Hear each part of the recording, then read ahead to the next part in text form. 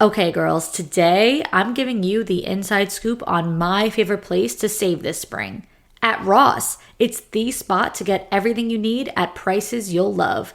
Because when you find brand names for 20 to 60% off other retailers' prices, you'll definitely be finding your next favorite outfit and more. Trust me, you don't want to miss out on these deals on your favorite dresses and tops. And at this price, you might as well throw in a new purse or pair of shoes too. But Ross isn't just about savings. They're about giving back. This year, Ross and their customers raised over $4.1 million to support the Boys and Girls Clubs and local youth programs to help kids and families thrive. Seriously, just visit your local Ross and see for yourself, because I know you like to keep your closet full and your costs low. So what are you waiting for? Say yes for less at your local Ross. Sometimes it feels like the world is moving at hyperspeed and you can't keep up because it's one thing then another. And don't forget the meeting and the yoga class and the dinner reservation. But then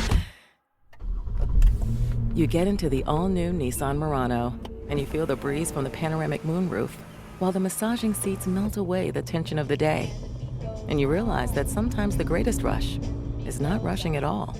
Shop the all-new Murano at nissanusa.com. Panoramic moonroof massaging leather-appointed seats are available features. The following episode was recorded in front of a live streaming audience on Saturday, January 4th, 2025. You know who you are? Steeven is my name. Even Steeven. Will you say something, Steeven? Steeven or Else Media. You're listening to the Superman Super Show, episode number 79, From Out the Green Dawn.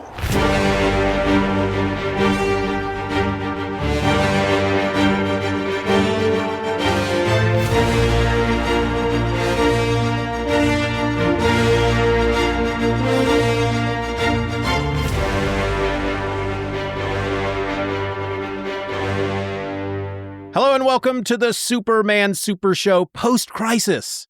I'm a host. My name is Steeven, and 1,000 miles over there to my right is another host, Mr. Ed Moore. Howdy, folks. I'm trying to stay warm. I don't know what anyone else is doing, but if I look at my local gauge, it says 21 degrees, and that is up from 17 when I got up this morning. So, yeah, that's cold. We're at 26, so you're colder than we are. Yeah, so that's what we're doing. Our high is expected to be 28, and I jokingly told the wife this morning, can you even consider that a high? Does that doesn't sound very high to me. Once you go below freezing, it's like, It's all the same. Yeah. You know, you don't want to be in it. You don't want to be uncovered. You don't want to. Yeah, it's nasty. Yeah. So post-crisis. We're gonna start talking about some post-crisis Superman here. I haven't had any crises. Have you? Oh, I think every day for me is a crisis. Oh, I'm sorry to hear that. Or I'm glad you make it through every day. Or I'm not sure what position to take there. They're little mini crises, big crises. Yeah. Okay. You know, when you're neurodivergent, sometimes just trying to type in stuff on your phone with your big fat thumbs when you have to do it more than once, that's a crisis. Yeah, I'm not sure it has to do with any anything. I think there's many people, regardless of any labels they want to hang, that, yeah. I am constantly, and anybody that checks anything, Twitter, Facebook, anywhere that I have to type, 9 times out of 10, there is one word in there that got goobered up. And I'm like, you know, F it. This is the 8th time and the bitch is going through. That's right. You know, so. But, you know, the reason I ask about the crisis is perhaps, I'm not sure who they would be, but perhaps someone listening isn't aware of what crisis we're posting after. Crisis on Infinite Earths. I have a bunch of notes to talk about what it means to be post-crisis and what we're going to be talking about. And we'll get into that here in a moment. But I wanted to ask you, well, actually, no, let's do that now, because then maybe some of the conversation afterwards is not going to make a lot of sense. If folks don't know what we mean by post-crisis, and, you know, we say that almost jokingly, but you know what? There's nothing that annoys me more than listening to a podcast where people are talking about something from the past and they just act as if everybody knows what they're talking about. They don't explain it in any way. And True. 9 times out of 10, I don't know what they're talking about. And I wish they would explain it. And so I think sometimes I tend to over-explain things on my shows just simply because of that. But let's talk about Crisis on Infinite Earths and how we get to a post-crisis DC universe.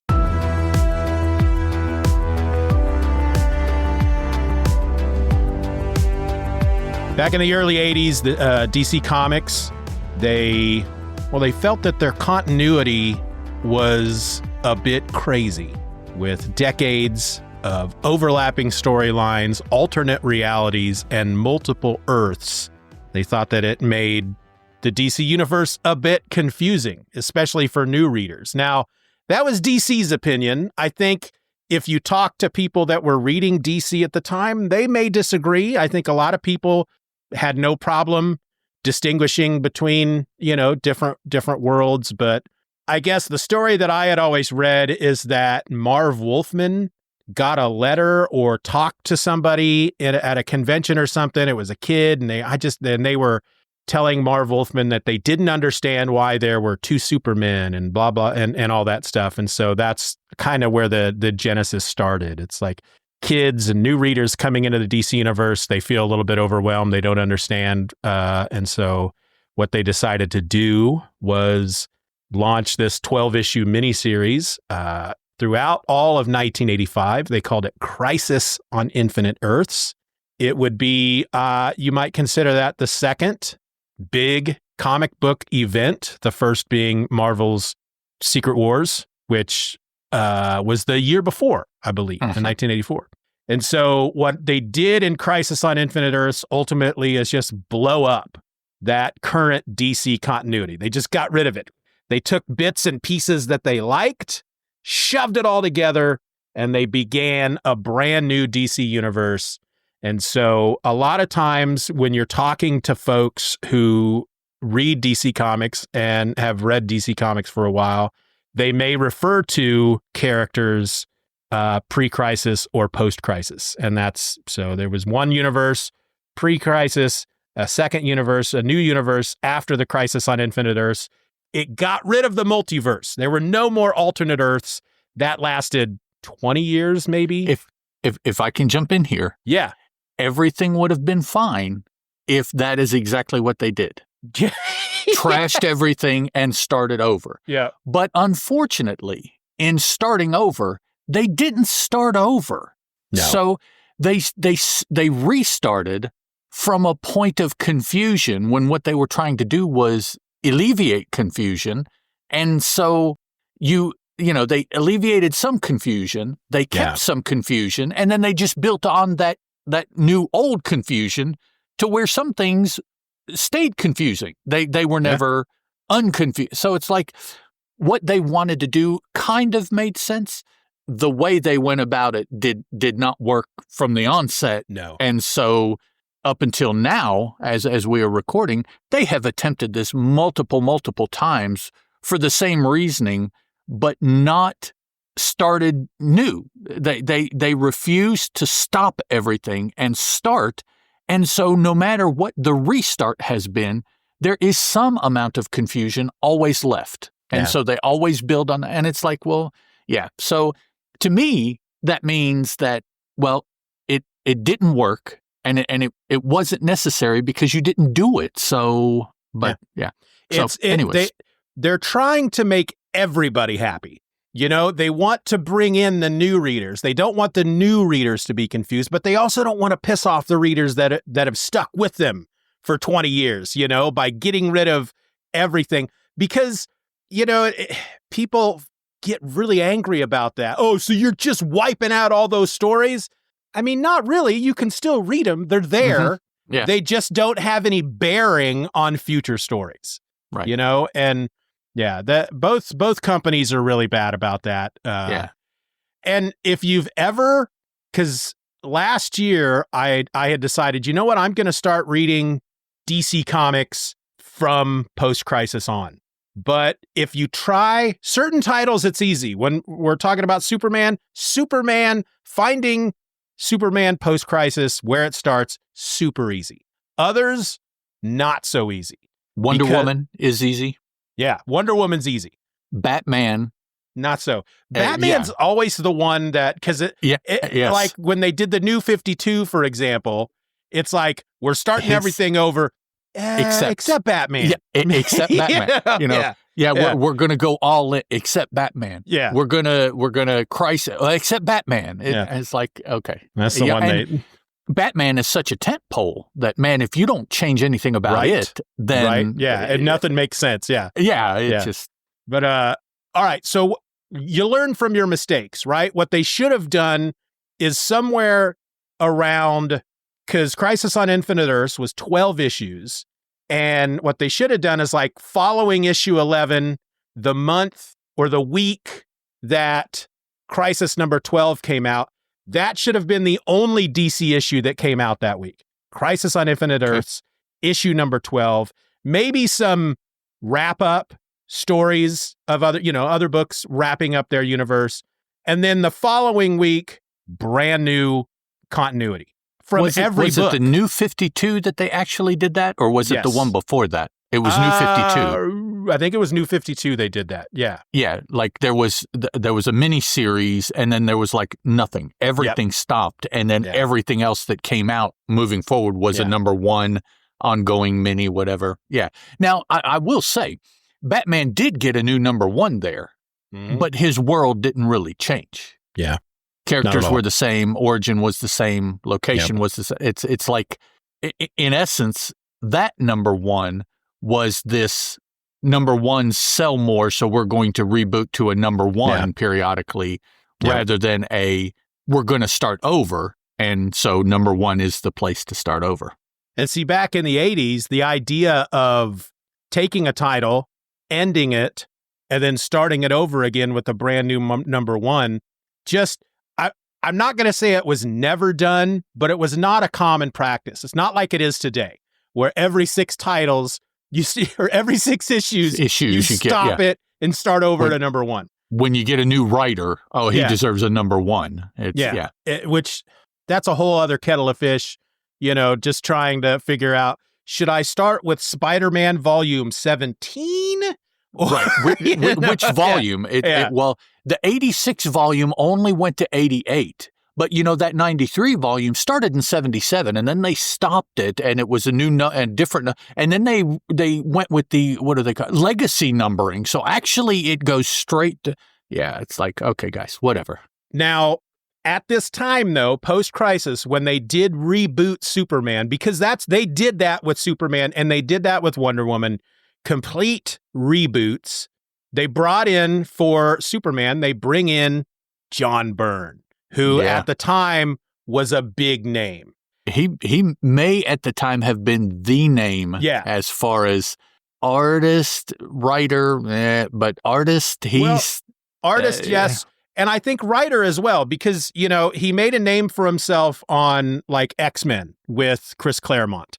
They took a book. I mean, Claremont was on it before Byrne came in, but I think once they teamed up, they took a comic that had kind of fallen off in popularity, and they brought it back as kind of a tentpole Marvel series.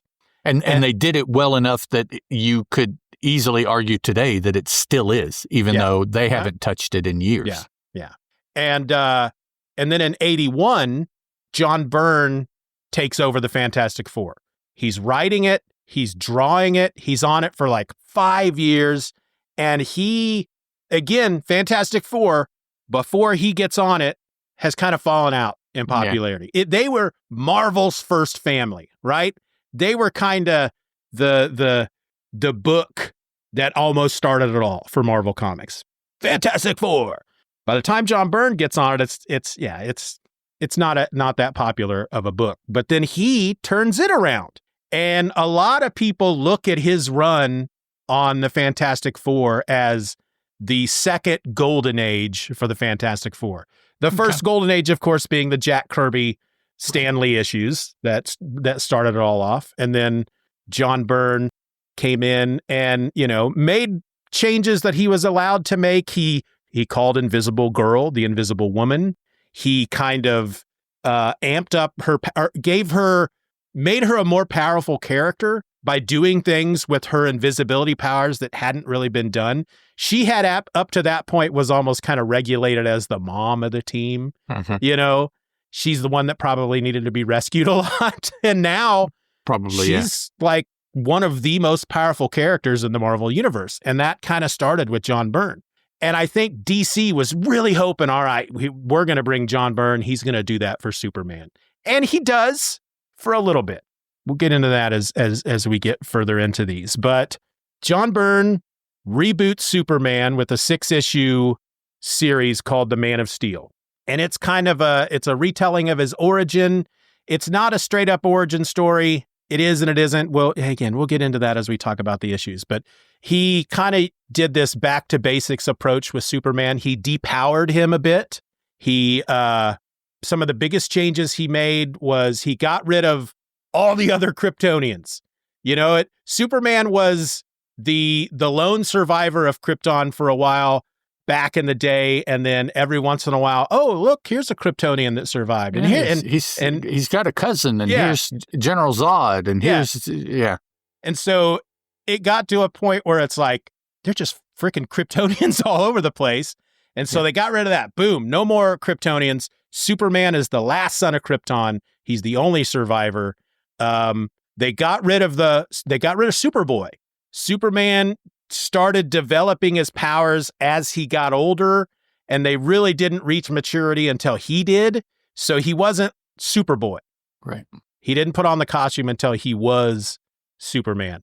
And then some of the other things that they did, and this kind of speaks to the whole how they didn't like to start stuff over with #1 issues, because after Man of Steel, they wanted to do Superman #1. They wanted a whole new Superman title. It's going to be called Superman. Issue #1 was what they wanted. And I don't know if that was a DC wanted that, or if John Byrne wanted that. But at that point, there was already a Superman title being published. And that title had gotten up to issue number 423 before the crisis ended and the reboot started. So here's what they did. I find this super interesting, super weird, and it's a change that I believe is still around today. They took that original Superman title that was up to issue number 423. Following the crisis, they changed the name of it to The Adventures of Superman. And then post-crisis, we get Adventures of Superman number 424. There's no Adventures of Superman 1 through 423. It's all Superman up to that point. And then we get a Superman #1 as well. Action Comics, they didn't, they maintained the numbering. They just kept going with that. John Byrne was the writer and the penciler on both Superman and Action Comics. Superman was kind of the main title. The main storyline he was telling was in Superman, whereas Action Comics was kind of a team. It was a team up book. Superman teams up with somebody in each issue, basically. And then Adventures of Superman, I think it was Marv Wolfman was writing that, and then Jerry Ordway on pencils. Anyway, that's kind of how we get to where we're at with post-crisis. We are going to start our conversation with the Man of Steel. We're going to go through each of the 6 issues, one episode at a time. I have talked about the Man of Steel already. Originally, I had tried to start a show called Superman or Else, talked about those first 6 issues, didn't go any further. Now I have them over as the first season of the comic book show, but I haven't talked about these 6 issues with Ed. So that's what we're going to do. Ed, let me ask you this, all right? Because I think one of the questions I asked offline when we were talking about doing this show, have you read a lot of post-crisis Superman? No. I read Crisis on Infinite Earths. At the time, I was very heavily X, and I was not in a position to have a whole lot of money other than the money I was spending on the X books. So, yes, it was intriguing. Superman's been around since the late 30s, and here in mid 80s, it's new. It's what? A new super? Wow, I wonder what they're going to do. I didn't have the means, I guess would be the word, to keep up with it. the way I kept up with it was through the fan press that I ran across, whether it be Comic Shop News, I think would have been probably the primary fan press newspaper that I ran across. Occasionally, maybe some other DC book that I would look at and I would read a letters page or a, I forget what DC called their news piece. Stuff like that. So I would get bits and pieces just of what was going on, but no explanation or anything like that. Yeah. I probably did not read about the death of Superman until the last 5 years or so. Really? So you didn't even read Death of Superman when it was coming out? At the time, no. For the same reason. I am an ex-boy. I have been an ex-boy, and I don't know. I'm kind of questioning whether I should call myself an ex-boy now or not, but be that as it may. That has always taken up the majority of my money, my time, collecting space, whatever. As you know, as anyone that's into comic books knows, keeping up with the X franchise pretty much is a full-time job. I mean, that's comic books unto itself. Yep. Much less if you try to keep in mind that there are other comic books other than X books, which, yeah. So no, I was aware of what was going on. Now, at the time of death of Superman, it was a little bit easier to get a hold of news and fan press and things like that. So it was a little easier to keep up with the DC universe and Superman then without actually having to read the books. Yeah. But finally here, I don't know, probably 3 or 4 years ago, I just decided, I've never read Death of. I'm going to sit down and read it. And I think I made it about halfway, maybe just about to the return. And then something just took my attention away and I didn't finish that last chapter or maybe the last part of the second chapter and then that final chapter or something like that.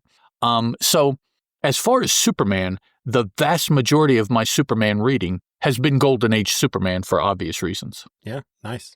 Otherwise, it's just keeping up with the news, second and third hand, what's going on with Superman and things like that. Recently, I have tried, but it's just not stuck with the, I will say Absolute Superman has kind of stuck. But the All-In and whatever they called it right before that, I was trying some of the titles, some of the Superman titles, and I don't know. Yeah. It just, I am not currently doing it other than the books we talk about. So when it comes to the 6-issue mini Man of Steel and then let's call it the John Byrne era of Superman, before planning to do this episode, had you read any of those before? Not that I recall. Reading the 2 issues in front of us today, nothing struck me as familiar, so I don't think I have ever picked them up before. Okay, this will be fun then. I have I've read the Man of Steel miniseries numerous times. I read it as it was coming out only because my older brother got them, and I think he got them simply because of John Byrne, because he was an X-Men guy. He was reading X-Men and then the Fantastic Four. I was at an age where at the time I was not going to the comic book store. I was still kind of I don't know, I might have been, 86? Oh my God, Steven's trying to do math live. What year were you born, dog? 1972. 86 would be 14. 14. So I was 14 when this came out, which means that I wasn't driving. I didn't have a license. So I wasn't going to the comic book store. I was getting G.I. Joe and Captain America in the mail. And then my older brother, he was driving, he was working. We had a comic book store he would go to. He had a pull box. He'd get the comics and he'd read them. And then he'd let me and my little brother read them. And so that's how I was introduced to Superman comics, really. I have been a fan of Superman since I was 5 years old and I started watching the Super Friends. But when it comes to Superman comics, I did not start reading them until 1986. And it was simply because my older brother, David, was getting them. I read the 6-issue Man of Steel. I got into, he continued to buy Superman and Action Comics. I don't know if he got the Adventures of Superman because they were not done by John Byrne. But at some point in there, before John Byrne left, he stopped getting the issues, and so I stopped reading them and didn't get back into Superman. It was the death of Superman that got me back into Superman. So there's a big chunk there between somewhere in the first year or so of the John Byrne era and then 92, 93, when the death of Superman starts. And so I have been wanting to do a post-crisis Superman read and then podcast about it for a long time. Okay. And I just didn't have the time. And I thought, you know what? Let's see if Ed wants to talk about him with me, and we'll make it part of the Superman Super Show. Because sure. I'm really looking forward to getting into these. Okay. So let's just get into it then. Let's do it.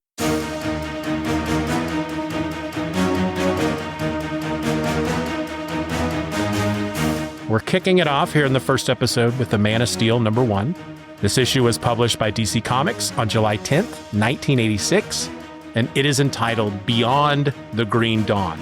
It was penciled by John Byrne. Dick Giordano was the inker. The letters were by John Costanza. The colors were by Thomas Zucco.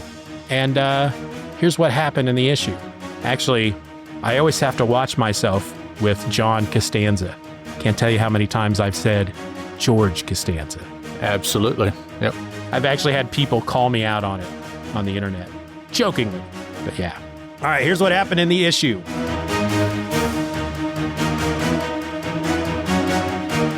On the doomed planet of Krypton, the scientist Jor-El discovers that the planet's core has become unstable, triggering a catastrophic chain reaction that will destroy his world. Unable to save his people, Jor-El places his unborn son, Kal-El, into a specially designed birthing matrix attached to a rocket. With Krypton's final moments ticking away, Jor-El launches the rocket into space, ensuring Kal-El's survival as the planet is obliterated. Years later, in the small town of Smallville, Kansas, teenager Clark Kent is a high school football hero. After a championship win, his adopted father, Jonathan Kent, reveals a long-kept secret, the rocket that brought Clark to Earth. Learning that he is not human, Clark wrestles with his identity and decides to leave Smallville to use his extraordinary powers for the greater good. 7 years later, Clark lives in Metropolis, secretly using his abilities to prevent disasters. When a mid-air collision endangers a NASA spaceplane, he reveals himself publicly for the first time, saving the craft and its passengers, including reporter Lois Lane. Overwhelmed by the public's reaction, Clark returns to Smallville, where his parents help him craft a new costumed identity. With his iconic suit and an unassuming alter ego, Clark Kent takes his first steps as Superman, ready to embrace his destiny as a hero. Ed, what'd you think about this one? Okay, first off, probably the most difficult thing for me when reading this was trying to not let any other knowledge that I may have of Superman get in the way, whether it be Reeves movies, the current movie, anything contemporary that I have read, anything in the golden age that just is not the case anymore. You know, there is so much of this, and they're little things. The overall picture of Superman has always stayed the same, pretty much. It's fundamental. Yeah. But it's all the minutia that I'm like, wait, didn't he? No, not in this one. Can't he? No, not the his suit, doesn't it? No, not in this one. So it's you know, it wasn't difficult, but there was effort for me to put aside anything else and just take in what I was being exposed to in this issue and the second issue, the two that I read. Now, having said that, I very, very much, from a comic book sense, enjoyed both issues. Yeah. I thought they were very, very enjoyable, to the point that when I got done with the second issue and sat back for a minute, the first thing that ran through my head was, gosh, I wish that books were still written this way. Yeah. So that's my first impression, which I thought was a pretty positive one. Yeah. Oh, yeah.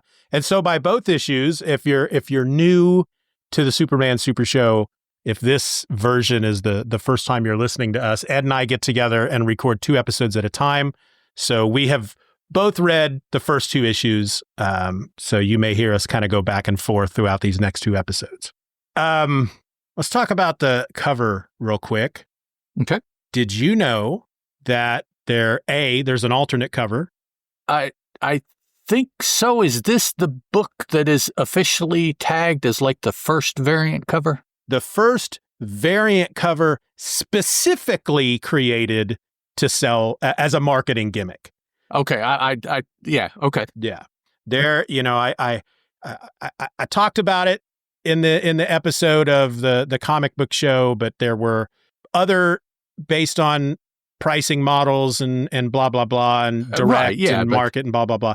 There are other variant covers, but this was the first one where they said, let's do a second cover for this first one and sell twice as many issues. Right, because those people will buy that cover as well as the A cover. So well, and they actually, and because they did, I believe they produced them as a 50-50 split. So there were just as many of one cover as there was the other. So if you go into the comic book store, you're going to find both covers. Oh, you could actually pick which one or both. Yeah, okay, exactly. That's cool. And what a concept. I know that my brother bought what is considered the variant cover, and that's the one that's the close-up of Superman or Clark Kent opening up his shirt, revealing the Superman logo underneath. You don't see all of his face. He's standing over on the left side of the cover, right? Is that? That's the main cover. Oh, okay. Okay. That's you get the full body shot of Clark opening up his shirt, and then you got he's on one side, and that's kind of a theme that the each issue of this 6-issue miniseries has that. I guess we'll just call it trade dress for the covers. Each cover has the same makeup, except for issue 1 that has this alternate cover, which is the close up of him from like the nose to his navel, basically. Yeah. Exposing the S on the costume. Okay. Yep. Yeah.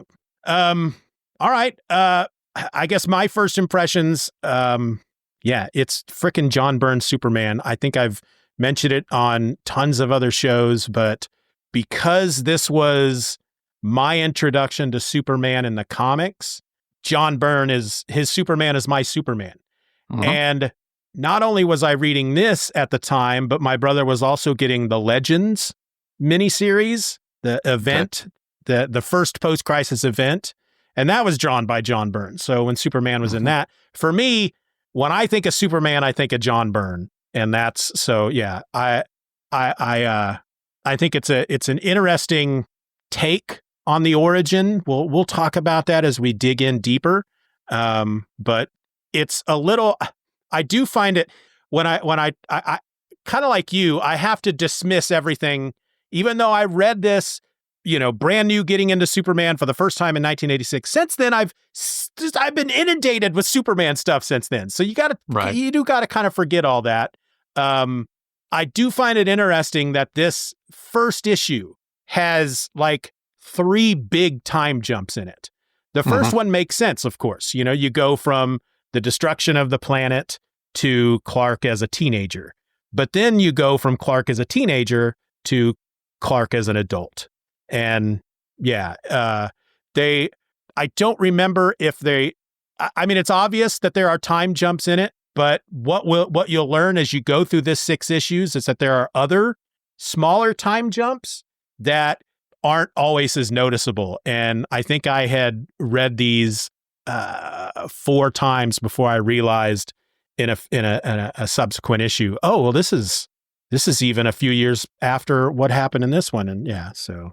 All right, Ed, you want to take us through the issue, and we'll kind of go page by page, and then we'll point out the various things that stood out to us and whatnot. Okay. The very first story page is a full page panel, and the thing that jumps out at me is that Byrne is starting very grand, because you have it's a vista that you're looking at. That the vista, it's not a mountain valley or a big city. It is one apparently structure. Now, if multiple people, like if the structure itself is the city, we really don't know, but it is just a single structure with a aircraft of some sort flying from off panel right towards the structure that is pretty much center panel. the part of the planet that this structure is built on doesn't necessarily look like the most habitable. It's very craggy, rocky, mountainy. And then you just have this big structure coming out of nowhere there. So already it's like you're wondering, well, maybe this isn't the best planet for biologics because it just doesn't look inviting. Yeah, and it's very obvious just from this one panel that we're on an alien planet. The rocky outcroppings, the craggy surroundings are all green. The sky is green. And then the sun, well, I'm seeing kind of a purplish pink sun. It's supposed to be a red sun, but... Right. My computer is acting weird, so let me... Technology sucks, but we love it. There we go. Okay. It is fixed or quasi-fixed. Okay, whatever. Okay, moving on next. We start to see some creatures, some things, however you want to put it. We see something that resembles human, so there are biologics on the planet, but we also see robots. My assumption automatically was that the one created the other, so we are in a pretty technologically advanced kind of situation because these robots are pretty kicking. I mean, they're pretty advanced. Yeah.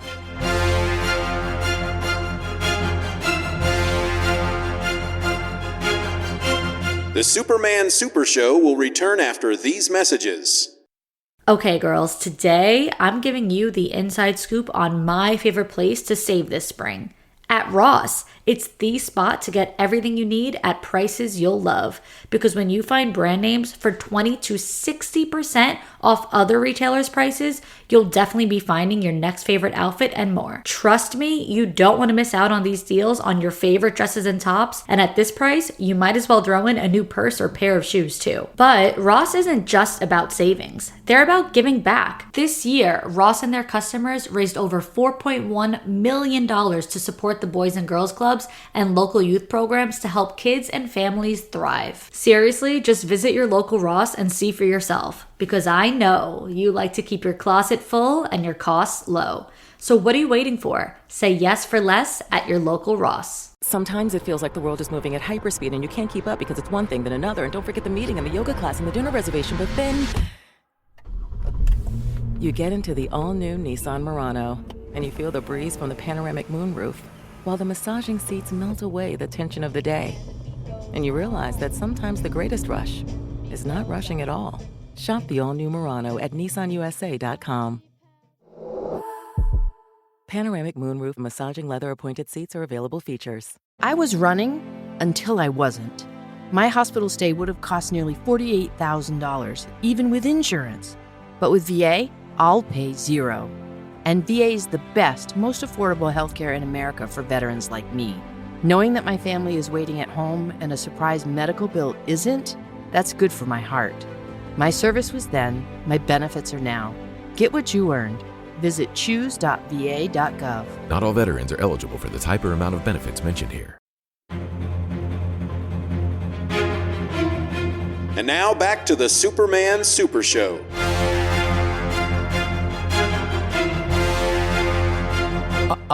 Something that I have seen and has always bothered me. Always. The second page, the third panel. What is all that crap coming out of his head? John Byrne stuff. Yeah, well, I'm like, what is that? Is it mechanic? Is it part of the uniform? Is he trailing vapor? I'm like, what is the point of that? Yeah, I don't know. It's, Kirby had Kirby Crackle.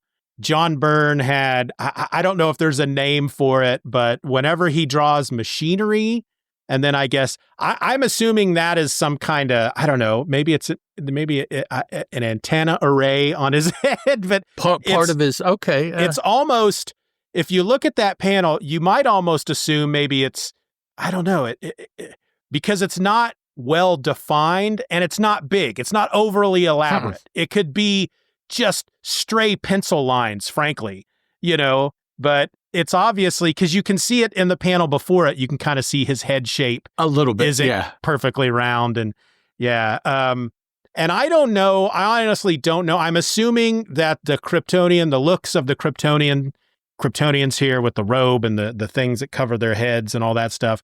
I'm assuming this is all brand new John Byrne creation look for Kryptonians. I know that at least by the death of Superman, we're still seeing that look because we are visited by the ghost of Jor-El at one point, and this is how he looks. I don't know if they've maintained that to this day.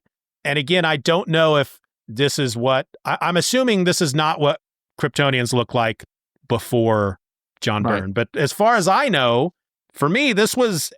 This is how Kryptonians are. Yeah, this is where the Superman world began for me. So we definitely get, if the robots weren't enough to tell you that this world is different from ours, maybe not significantly, but different, maybe more advanced if you want to look at it that way. I don't necessarily agree that robots make something more advanced, but there's a reference here by, let's see, do we get his name yet? No, not yet. Something called a matrix. Mm-hmm. And something has been, he refers to a child, and the robot says that it's been placed in the matrix in the third. So something different is going on with the making of people or the rearing of people or something like that. There's no, we don't really have children and matrices now, except like in movies and stuff. So that automatically made me think, along with the robots and of course the artwork, that we must be dealing with something that is more advanced technologically than what we are now. Definitely what they were 40 years ago, right? 40, almost exactly 40 years ago, actually. Yeah, and we can get into that a bit deeper here in the next couple of pages. But yeah, that's one of the first really, really huge changes that he makes to the Superman mythos. And it doesn't seem like it's that big of a change until you realize it is. Okay. All right. Now, moving on to the next page, we see that indeed there is a very major difference. He's looking at a large sphere that is set on some sort of pedestal. And he refers to my son as you see a small face, kind of like in a, to me, it struck me as like a fantasy scrying sphere where you're looking into it and you're seeing somewhere else. Okay. But immediately, though, you don't get the impression that he's looking out at something, but that there is something in the sphere, and it looks like a small human. He refers to it as my son. So automatically I'm thinking, wow, so your child is, I don't know. Is it growing in this? Is it making in this? Is it, but inside this sphere is something he is referring to as his child. We see his name, the man for the first time, Jor-El, as he's being yelled at from across the room by somebody. Yep. We see a female, you have to assume, just by the way that it's drawn. Now, again, we're dealing with the future. Gender is, who knows what gender is going to be in the future. Now, as we sit here, gender has changed from what it would have been in the mid-'80s. So we're actually dealing with the past. Well, yeah, okay. So like if Superman is our present, this would be like, 18, 20 years in the past. Right. It happened, not just his landing on Earth, but anything we're seeing before that would have been, So here we notice that they're acting like husband and wife. Now, by the end of the book, calling them husband and wife is kind of iffy by the way society does things here. But at this point, they seem like husband and wife. Okay. His son, so you would assume that's their son that's in the Black Pearl creche here, whatever you want to call it. And he has moved the sphere from one place to where it is now. And she is upset on two levels. One, because he moved it, and two, because he didn't tell her. She had no input on the fact that he physically moved this. So she's wanting to know, what in the blank do you think you're doing? Why? What's going on? Those kind of questions as the mom. It's like he's broken some kind of law almost. Or broken some sort of tradition by removing the matrix from the gestation chambers. It seems more than tradition. I mean, she says here, you speak of law that has not been invoked for centuries. So it's like, no, this is like the way. Yeah. You know, you are changing the way things are done. Yeah, because he's telling her basically, it's like, look, I'm the father, and by Kryptonian law, I have the right to take this out of the gestation matrix. But it sounds like nobody has done that for as far back as they can remember. He's the first one. It's some archaic right that nobody even reads anymore, or that kind of thing. So now we're starting to get, between the end of that page and the beginning of the next page, we're starting to get some indications, definitely in this next page, that some things are going on the planet that he is aware of or has been made aware of, that is prompting him to make these changes in the way he's dealing with his child. Apparently the only child that they have also. This is like, which I think may add to why the mother is upset. It's because, you know, our one and only, and you're dorking around with it here and doing these things. So we find out that the planet is pretty near, which to me, it's kind of interesting that this has been going on, but not only are they, they're finding out about it at a point that is well past any non-return, because we see the end results of what his concern is by the end of this issue. And it's the issue itself, as far as this Kryptonian scene, is probably just minutes long, maybe hours, very short number of hours at the longest. So, I mean, it's like, oh, well, you know, I'm doing this because we have evidence of this and this happening on the planet, and I don't think it's a good thing. I think something is going to happen. Boom, the planet's gone. It's like, wow. Now, as bringing up this being the origin of Superman, I think calling it the origin is a very, very loose usage of the word origin, because there are volumes of details that are not gone into. Right. For reasons, you know, on purpose. I mean, he could have done whatever he wanted to, but he specifically has left huge gaps where he or anyone else can add to what he is building. So he's building a building, and he's left out whole stories in the building, but yet it's managed to stay upright. Maybe that's not the best analogy, but to me, that's kind of the way to look at it. He has a ground floor. Yeah. And he didn't even complete the ground floor. And then he went up and built some of the third floor, and then some of the eighth floor. And, you know, so not only can you add to the floors, but you can add to the intervening floors as well as the overall story. And that you definitely are picking that up here, because time jumps that you mentioned aside, which we haven't even really gotten to one yet, it's still very, what we're seeing is a very small window of time, given an overall view of time itself. So, and I really appreciate that about this story, because the fact of the matter is, even at this time, even by 1986, most people know Superman's quote unquote origin. Comes from the planet Krypton, planet blows up, they send baby Kal-El to Earth, he becomes Superman. So it's like he's telling that he doesn't want to spend a lot of time with that, because, you know, unlike Hollywood, who keeps telling Batman's origin over and over and over, or Spider-Man. Yeah, or Spider-Man. It's like he's, all right, I have to tell this story, but I'm going to just give you the basics, and I'm going to include a couple of things. I'm going to use it to include a couple of things that makes my version of Superman a bit different. And basically that's all he's telling. Yeah. The differences from, you know, like you said, the overall picture we know, but here's this point and this point and this point. And one of those points I like is his explanation for why there is kryptonite. Yes. Which anyone that knows Superman knows that kryptonite is kind of an important part of his mythology. Yeah, it's like I'm trying to think back to when I first read this, and because I had, you know, the Superman movie the Donner Superman movie had been out by this point, so I'd seen that. And so, it's always Krypton blew up.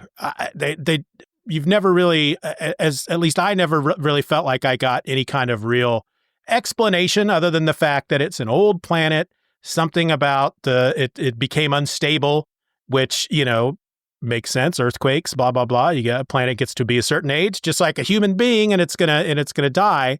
Mm-hmm. And, but I like how, like you said, because ultimately they're giving us two different dooms for this planet.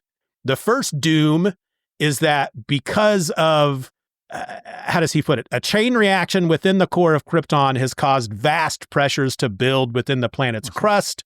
Those unnatural pressures are fusing the native elements into a new metal, a radioactive metal. And so that's kind of this plague, apparently, that's happening across Krypton. That's why the rocks, all the landscape is green. That's the kryptonite, and it's killing everybody. So there's doom number one. They're all dying of this plague. The scientists and the doctors are trying to figure it out. We got it. Don't worry. We're going to fix it. Go about your daily lives. But Jor-El, I feel like, and correct me if you got a different impression, but I feel like Jor-El is the only one who discovers beyond this plague that's killing us all, these pressures are actually going to cause the whole planet to blow up.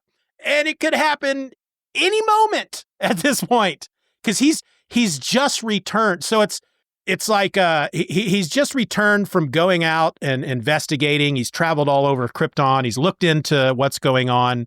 And it's like up to that point, the impression I got is up to that point, they knew that this plague was happening. Maybe nobody understood what it was that was killing everybody.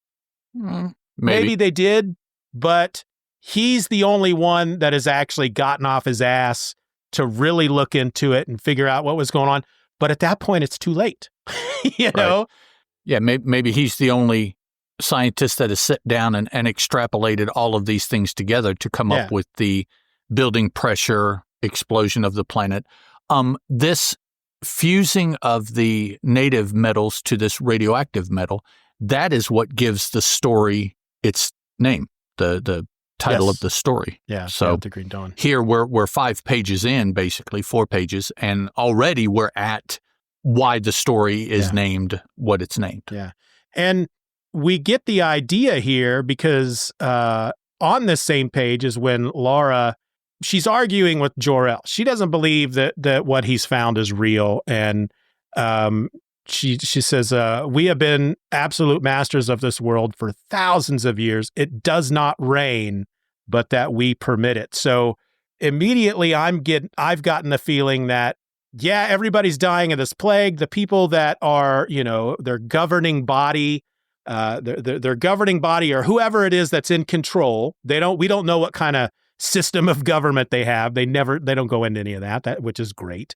But I get the feeling that they're like just so arrogant about their mastery over technology and the planet that it's like, this is a bubble.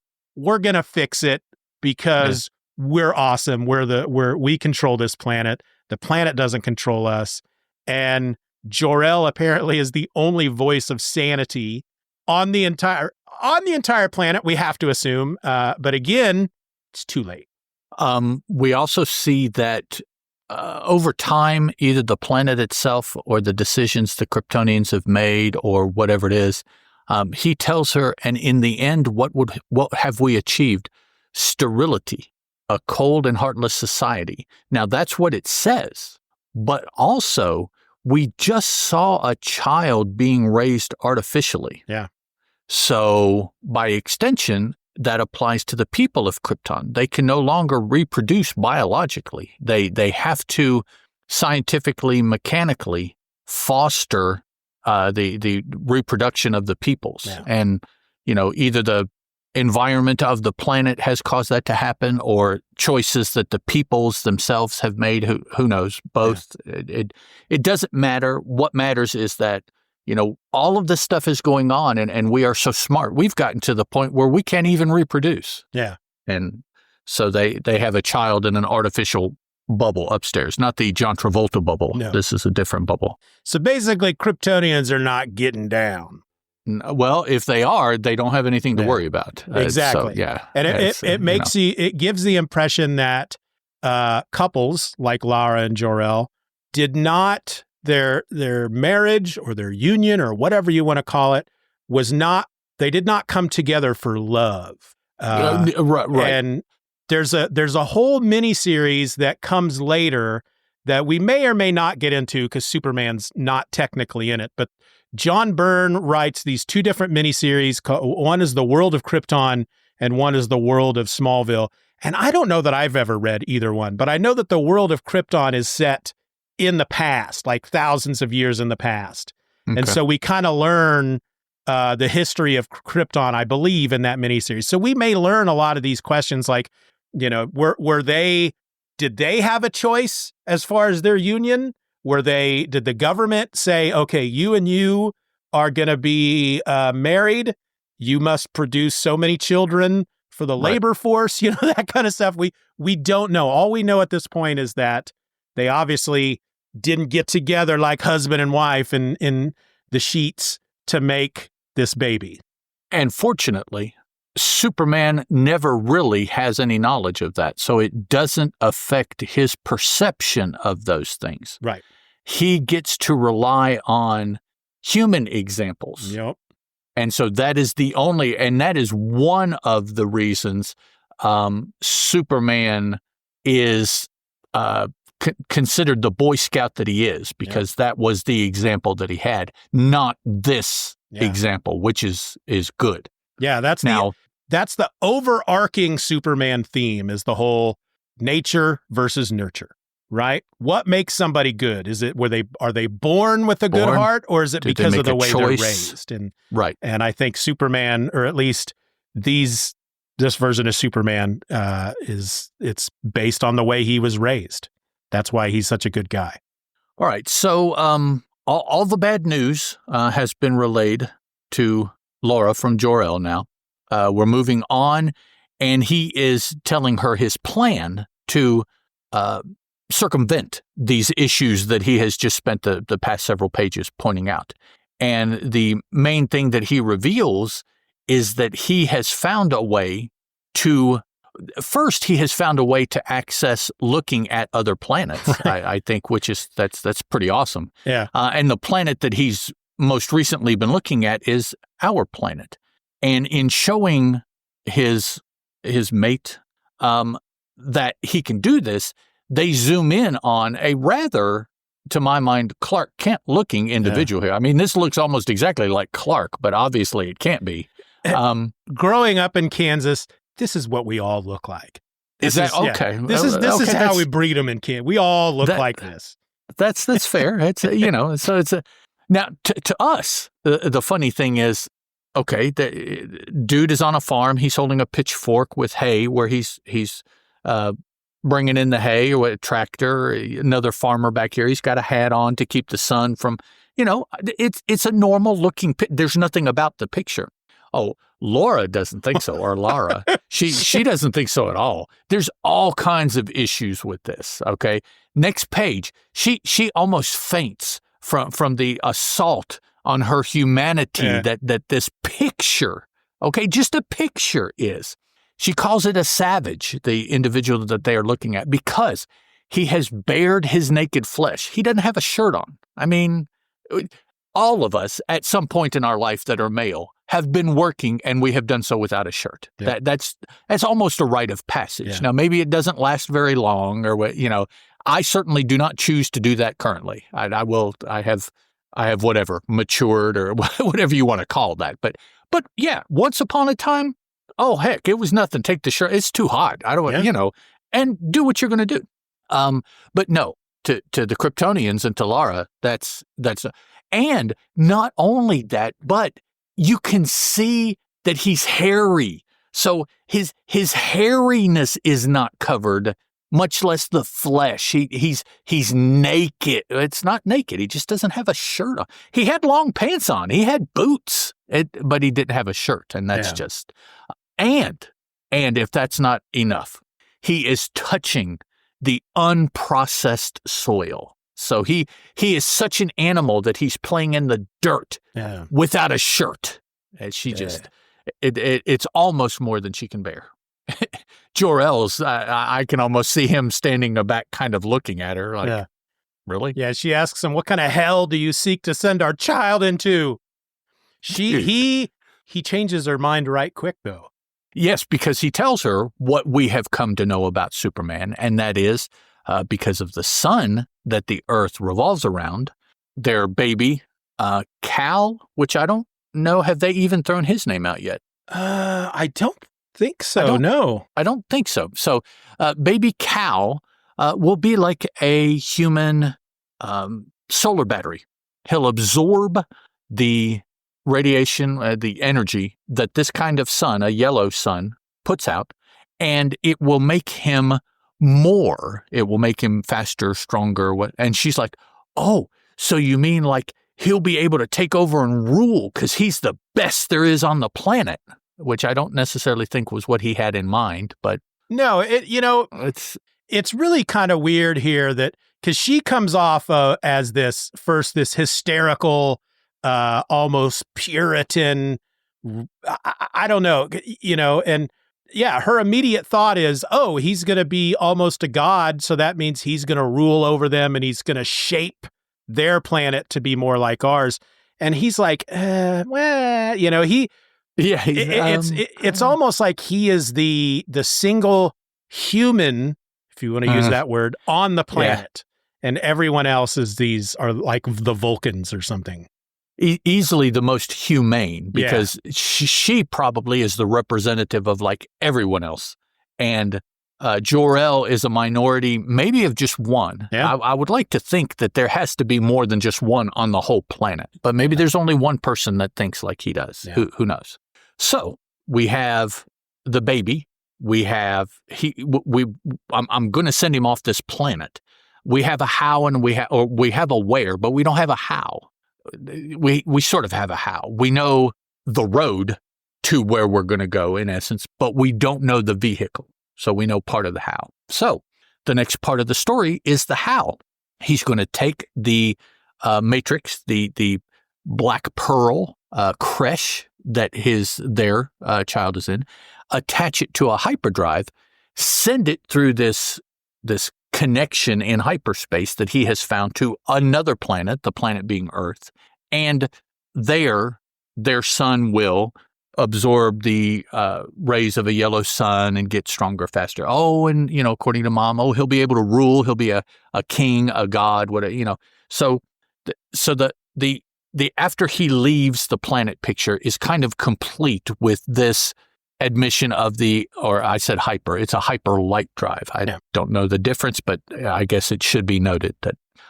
So it's not just light speed; it's hyper light speed. Hyper light. It's ludicrous speed. Is that what Spaceballs? Yes. He's gone to plaid. Is what he's preparing to do. Yeah. Yes. In the midst of all this, kind of in the midst. I mean, his part of the discussion is kind of over. He has revealed everything that needs to be revealed. The planet just starts to break up beneath him. Yeah, it is that time that he warned was coming at some point, and the point is now. Yeah, the planet has been waiting simply for him to give us all that information. It's like, is he done? All right, blow up now. That's it. And also note for anybody that has the book that the blow up is in green also. Yeah. The energy eruptions of the planet are green, so it's.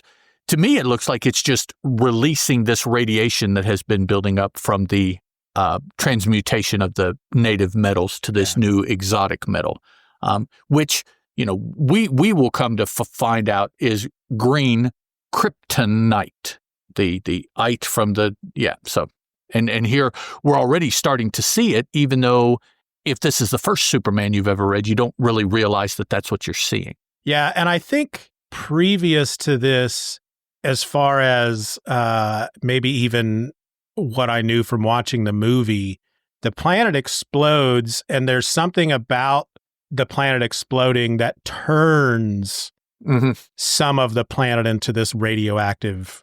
Just some of it. It's not like an all or anything. It's just, So like there's these asteroids in space that are heading to Earth. But so are you looking at the last page of the prologue where the planet's actually blowing up and the rocket's zooming away? Have we gotten there?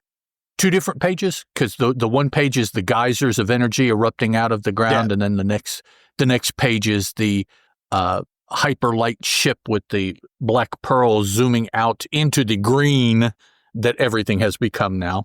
Yeah. Okay. Yeah. So you're okay. So we're at the part where he's pushing the thing and the rocket's launching. Yeah. Okay. Yes.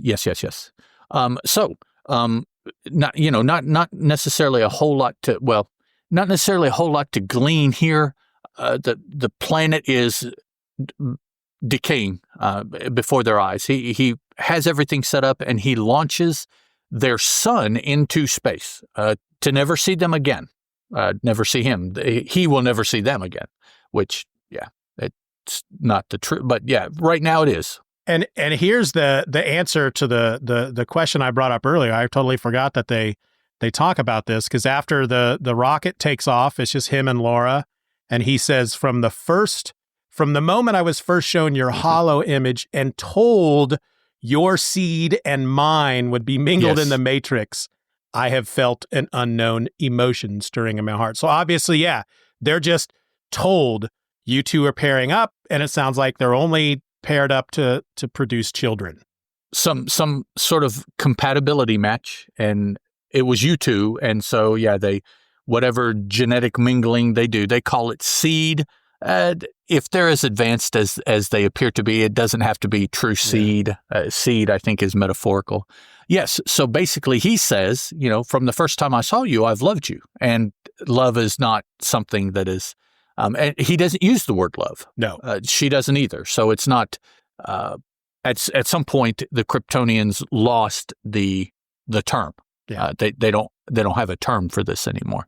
And the next page, too bad. They missed a chance to have a full page panel here. I mean, you really don't need to say much anything else, because what you show on these smaller panels, you could have shown in the larger panel anyways, I think. And it's... Yeah.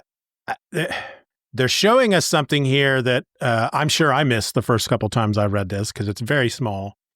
But if you didn't necessarily notice it here, there is a scene once the rocket ship is revealed to him that should have triggered, I wonder, and made you go back to look. So I've never been the most observant person in the world. Okay. Even when we see the rocket later, because on the last page of the prologue, the second panel, we see a streak of green light, like something is hitting the rocket.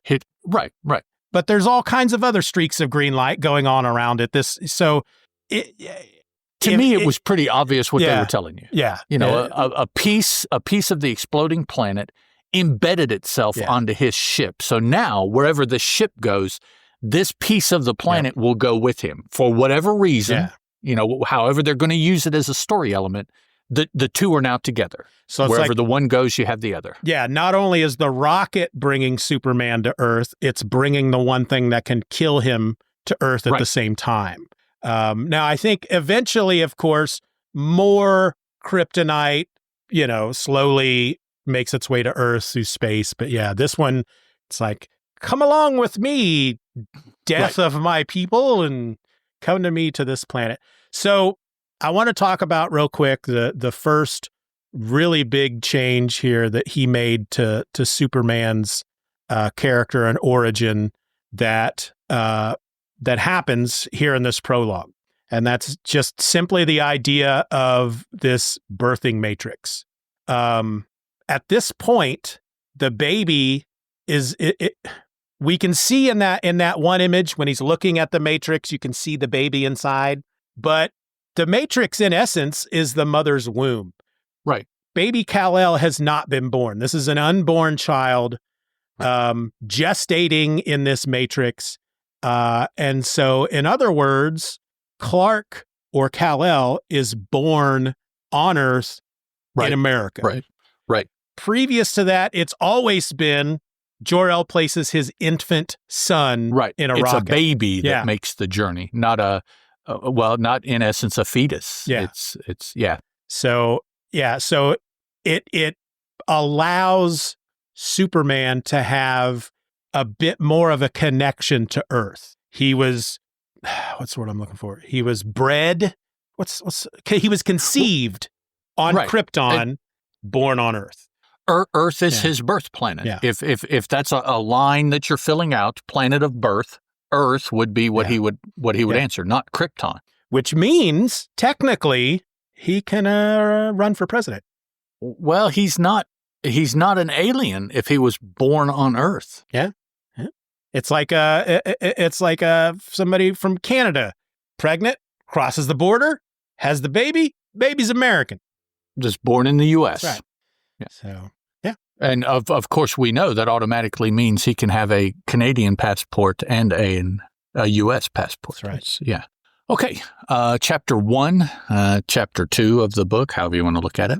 Yeah, what did they call that? Because they say end of prologue at the end of prologue. It, but it does say prologue on that first page. So it's prologue in chapter 1, yeah.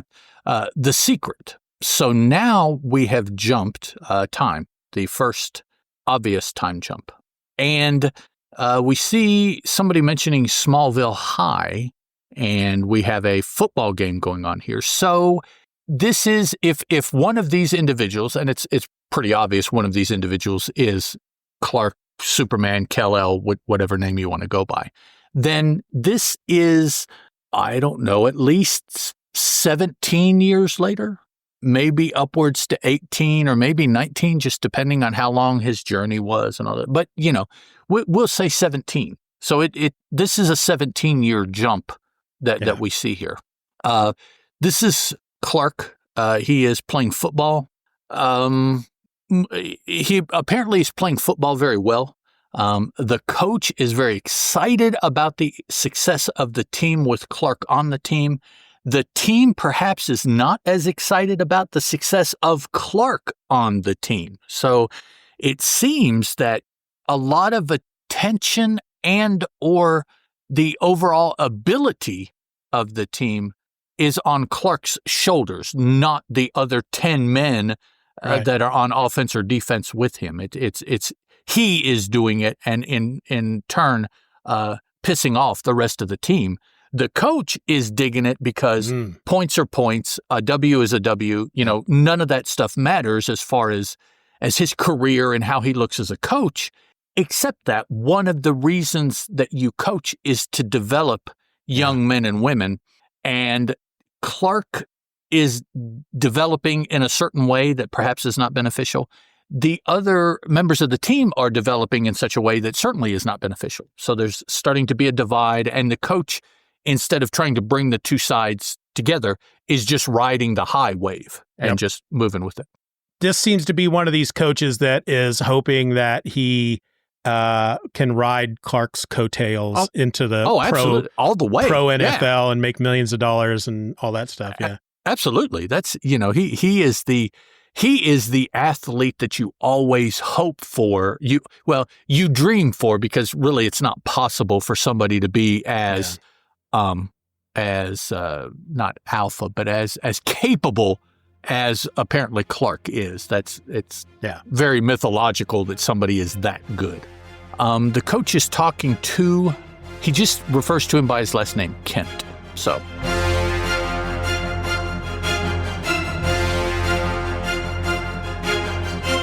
The Superman Super Show will return after these messages.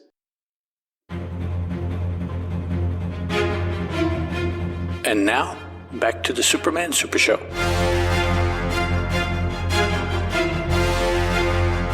What's funny about that is, a lot of people joke about Clark Kent having two first names because Kent is a first name. So if you knew nothing about Superman, nothing at all, and you're reading this for the first time, you may just assume that the guy's name is Kent. Right. Kent Johnson. Kent, exactly. Yeah. He's going to end up going to some Ivy League college. Yeah. Kent. Yeah. So from this page, you get a connection between this Mr. 15, that's the young man playing football, and this older gentleman in an overcoat and a hat white-haired, glasses, that's watching the game. Actually, also has an ascot here, you can see. And actually, he's got a tie, too, come to look at it. So maybe he's coming to the game right after work or something. He still seems to be dressed, but I don't know. He's a farmer. We don't know that yet, I guess, if you're reading this for the first time. But yeah, he must be one of these guys that, knowing that he's a farmer, it's like, I'm going to go see my boy play football. I have to put on a suit and tie to do that. It'd be interesting to be able, he probably wouldn't remember now, but back then, ask Byrne, why exactly did you dress him like this? There's nothing wrong with coming to watch your son as a farmer that just got cleaned up. Everybody in this part of Kansas must be like that. And so, why the hat and the shirt and tie, it appears. It would fit the 60s. I don't remember anybody coming to my high school football games in the 80s wearing suits and ties. That just didn't. Certainly not. None of my rural friends, farmer fathers ever did that. Now, some of the coaches will on the sidelines will be dressed like this. Bear Bryant, the longtime coach for the Green Bay Packers. That's professional, though. I can't remember his name. But yeah, they always looked rather dandy over on the sideline. But Kent is talking to the coach, and the coach is really talking up the young man. But Kent perhaps isn't as positively motivated as the coach appears to be by what the young man is doing out on the field. I'm sorry, they do drop his name, so Clark. Yeah. So the elder Kent, and I say that even not knowing the relationship based on this so far, but the elder Kent isn't too happy with what he is seeing Clark do, even though, according to the coach, Clark is doing marvelously. I mean, it's a wonderful thing to behold. The football team's not happy, but the fans and the cheerleaders are happy. So you're seeing this divide between how people are taking. Even Clark himself seems pretty happy when he's being tossed around in the air like this. Yep. So, the elder Kent, not so much. No. So we get to the next page and we definitely see everybody's happy. The team just won because of Clark. Clark gets invited to go celebrate. And the elder Kent, which now Clark refers to as Pa. So this is Clark's dad, Pa. He tells Pa, well, I'm going to go out with the gang. We're going to go celebrate. And Pa's like, no, come on, we need to talk. And he's like, Clark tells him, well, can we do it after? And Pa's like, no, we do it now. And not just the gang. This is where we meet Lana Lang. Yeah. I don't think this might be her only appearance in this issue, though. One of Superman's many LLs that he gets involved with. Yep. So something is going on. Pa is upset, wants to talk to Clark away from everybody. So they get in the car and they traipse off. You see that Pa has a quote-unquote secret, not necessarily a secret, but just something that he hasn't told Clark that at this point, I guess because what he saw on the football field, he wants Clark to know. So they get in the car, they drive out somewhere. This quote-unquote secret is such that Pa Kent has gone to a lot of trouble to maintain no one else knowing what he is going to tell Clark. He's put a lot of time and effort into not just keeping this away from Clark, but keeping it away from everybody so that no one, maybe even if Pa has a female companion, Clark's mom, maybe she doesn't even know about it potentially. I mean, it's a big thing that he has kept hidden away from everybody. So they go out in the North 40 part of the farm that Pa has, and he takes Clark to this big wooden trapdoor. Is what it looks like. Tells him to lift it. And, looking at it, it's like, this is, where's the machine that you have to use to do this? But he tells Clark, now go ahead. You're plenty strong enough to do this. And Clark lifts the trap door off of a big hole in the ground. And in the ground is the spaceship that we saw Jor-El launch when Krypton exploded. Open, the Black Pearl creche is open. There's nothing in it, maybe some machinery that you see inside. And for those of you, this is like International Sign Language for machinery. This is, on the podcast, you won't be able to see that. But as I was talking, I'll try to remember that. Oh, okay, yeah. I don't know a lot of sign language, but, some things. So the spaceship. So Pa is going to tell Clark something about the spaceship. We know the spaceship is the same one that the baby left Krypton in. So this is the baby grown up 17 years later, trying to connect some dots here. So Pa tells him he doesn't give a time frame, does he? No, just says years ago. Oh, I should have told you years ago. And then he goes with the story. It all began late one night. So we don't know. I'm saying about 17 years because of the age of. Yeah, I think Clark as we see it. Mike's Amazing World of Comics, I feel like he put almost like a timeline together for these 6 issues. And I think he puts this at 18 years. Okay, could be. It's Clark's senior year. I was 17 when I graduated high school, but I have a summer birthday, so he could be, yeah. Right. Some people are 18 when they graduate, some are 17. Now, something to keep in mind, okay? I don't know. I'm pretty sure it was the same way in 1986. Football is a fall sport. Oh, yeah. So it goes from August to January of a given year. The school year goes from August till, April, May of the next year.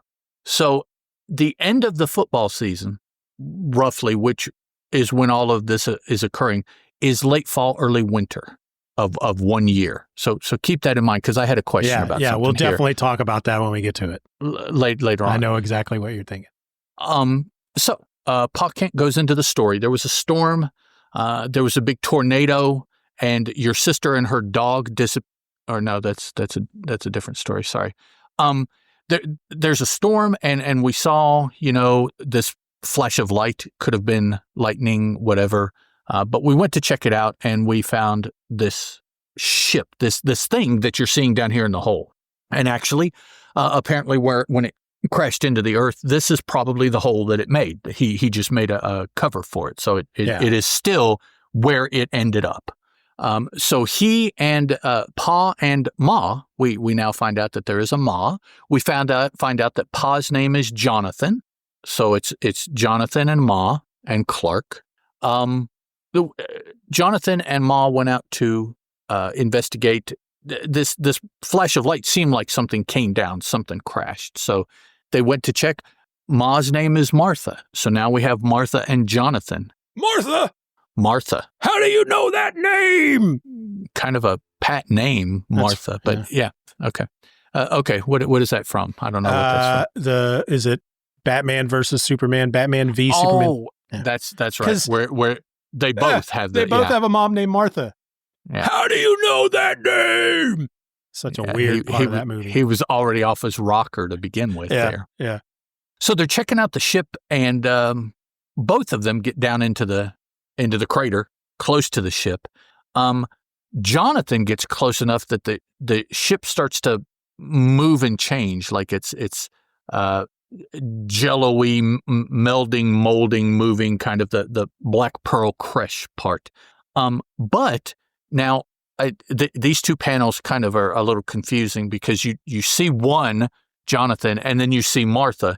It's almost like Jonathan stepped up and the ship started doing some stuff, and he stepped back and Martha stepped in front of him, because it looks like she's almost in the same place, but whatever.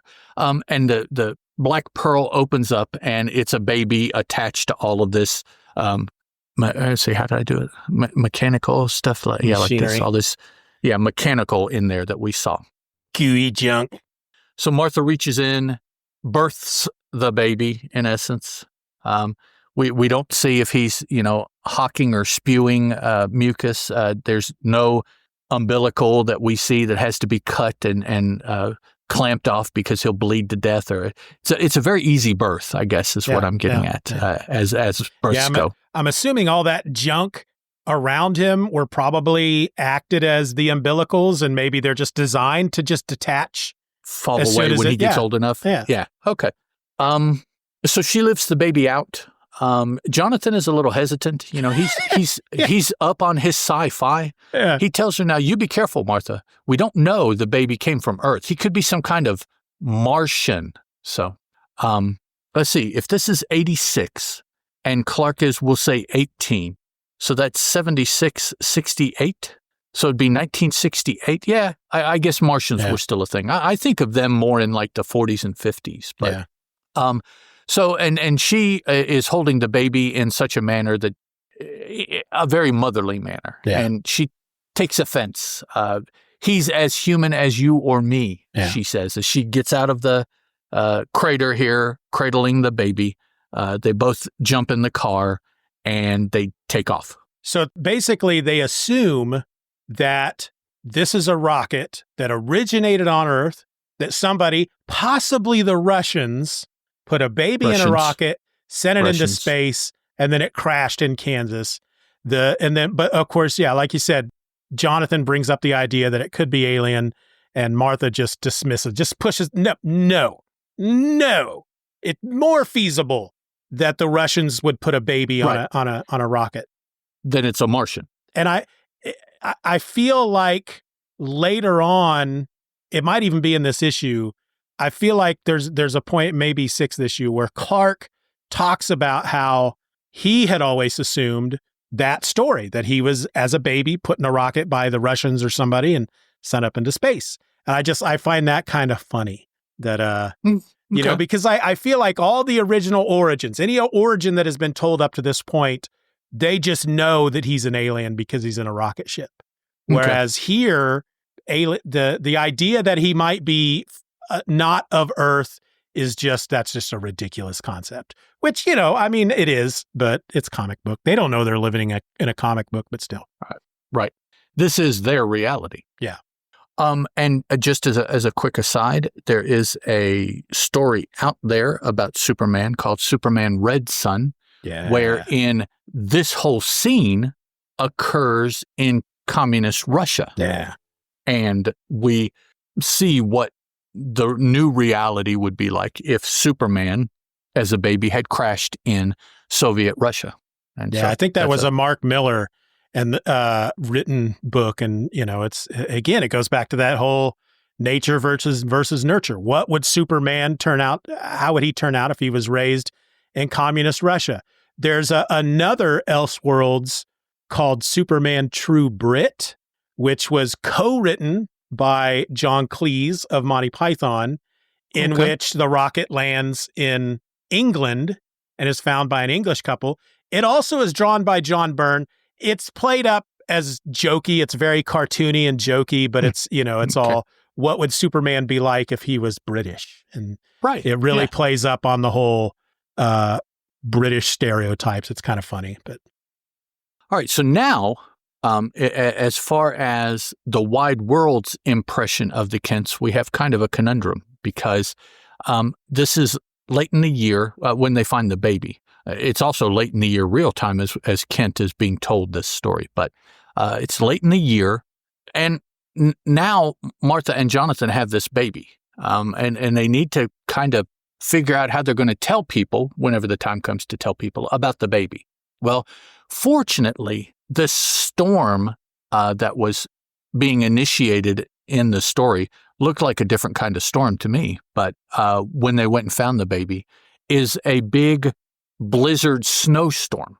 And so it keeps the Kents separate from the town, from any visits, keeps them from getting out for 5 months. That's a hell of a snowstorm, let me just say. I call BS on that. That's obviously John Byrne's from Canada. So maybe there are rural areas of Canada where that happens.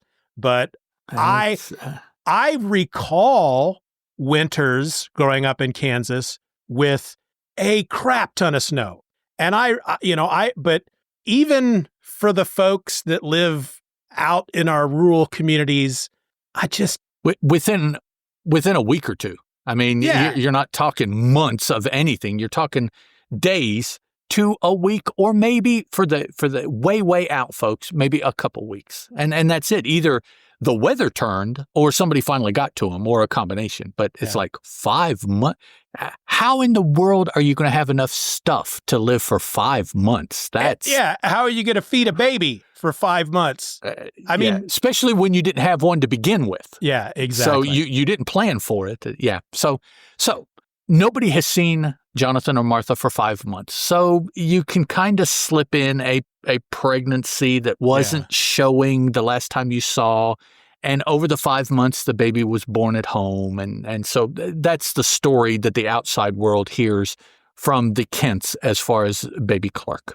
And we do find out that the Kents have been trying for a little while unsuccessfully to have a child. So it's welcome news and probably that much more easily accepted that they now do have a child, because they've been planning to. They just haven't been able to have one.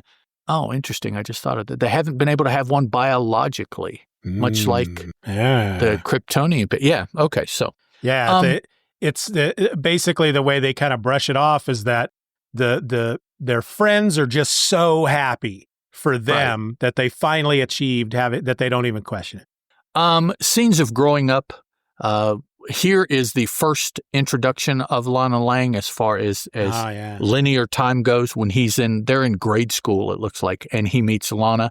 I'm thinking that this dude back here behind him kicking the can is going to turn out to be somebody too, but they're not named. Yeah. Because that would be an excellent way to insert them into his mythos is this picture. Next up, we start seeing examples of Clark not being like other children. He's out cutting across the McCullough's property, and his paw happens to be on the roadside next to the property going wherever, and he sees Kent out running in the field and sees that Kent's moving and whatever, being in the field where he doesn't belong has triggered a bull. And so the bull now is chasing him, catches up to him and runs him down. So Paul jumps out of the truck, horrified. He's going to find the mangled body of his still very young son. But when he finds him, other than his clothing being torn, which I question, he's fine. There's nothing wrong with him. And I question about his clothing being torn because his mom makes it a point to talk about things being skin tight. Yeah. And that's also another question that I wanted to bring up. So his body produces some kind of field that protects the clothing within a certain distance from the body. Is that? Yeah. Okay. Yeah, so apparently it's not working yet, or these things are too loose, which I mean, it's possible, but it seems a bit inconsistent that because it would have been more impressive if even his clothes here were not messed up. It's like, dude, not just you, but your clothes too. The legs of his jeans do look fairly baggy. Well, and the jacket. I mean, we know that jackets are kind of baggy. So, okay. Yeah, and I know that I meant to make a note of that. I don't think I did. So John Byrne introduced Superman's bioelectric aura, a force field around his body, which explains why his skin-tight costume remains undamaged while the cape is always getting shredded. Oh, yes, the cape. Okay. And apparently he based the idea on, I'm going to use air quotes, real science, inspired by a book called The Secret House. It's about the bioelectric energy that surrounds the human body and repels dust and grime. Okay, I've never heard of that. Okay. Neither have I. So I guess he was reading the book or reading an article about it, and he went, hey, that's how I can get away with his costume never being torn up all the time. Right. And the fact, like you said, that his cape does get shredded, but the outfit itself does not. Yeah. Which is good because he would go through hella clothes. Oh, man. His clothing budget would be out of this world. Later on, they always, when they do even other reboots and whatnot, it's always that his costume was made from Kryptonian fabric. So it's as strong as he is. So, yeah. But that's not how they position it here by the end of, what is that? End of this. No, I guess it's the end of this issue where. Which is, it's why I've always, a good example is the Man of Steel movie with Henry Cavill. It's when he's in the costume and he's with Lois Lane or something, and she says something about the S on his chest, and he goes, "Oh, it's the Kryptonian symbol for hope." For hope. And that is, I don't like them changing that to a Kryptonian thing. I like the fact that he's got a big S on his chest for Superman. That's why it's there. It's not a Kryptonian heritage thing. It's always bugged me. I get it. It's hokey, I guess, in this day and age, in our modern age, for a superhero to put a big letter on their chest to say that this is the first letter of my superhero name. But that's what makes it iconic to me. And I don't know very many superheroes to ask. So yeah, right, exactly. Who knows that we wouldn't do that? Do it like a uniform and have your name across the back, or whatever. So we move on and we see more panels. Yeah, the next page is all panels about the differences between Superman and other kids. Kind of an iconic image, a play on an iconic image here, where very young grade school age Kent is lifting a truck with one hand to reach under and get a ball from underneath. We have an example, the next panel, where he has his X-ray vision is manifest, and he is obviously he's not high school age per se, but he's not the middle school age either. So he's now somewhere in between. So he has X-ray vision; he can see through walls. He's out playing with Rusty one day, not Crypto, but Rusty. None of us have a Crypto, but we all have had a Rusty. So, and he finds he's playing with Rusty, and Rusty gets excited and jumps up and almost knocks him down, except he doesn't fall. He kind of is in a situation where he, rather than toppling backwards, he kind of levitates, and then he realizes that he's levitating, and that by extension means he can fly. Yeah, I don't know, but he does. Have you ever read any of the Hitchhiker's Guide to the Galaxy books? Just the first one. Later on in the series, book 3, book 4, somewhere around there, this is a visual representation of how they describe flying.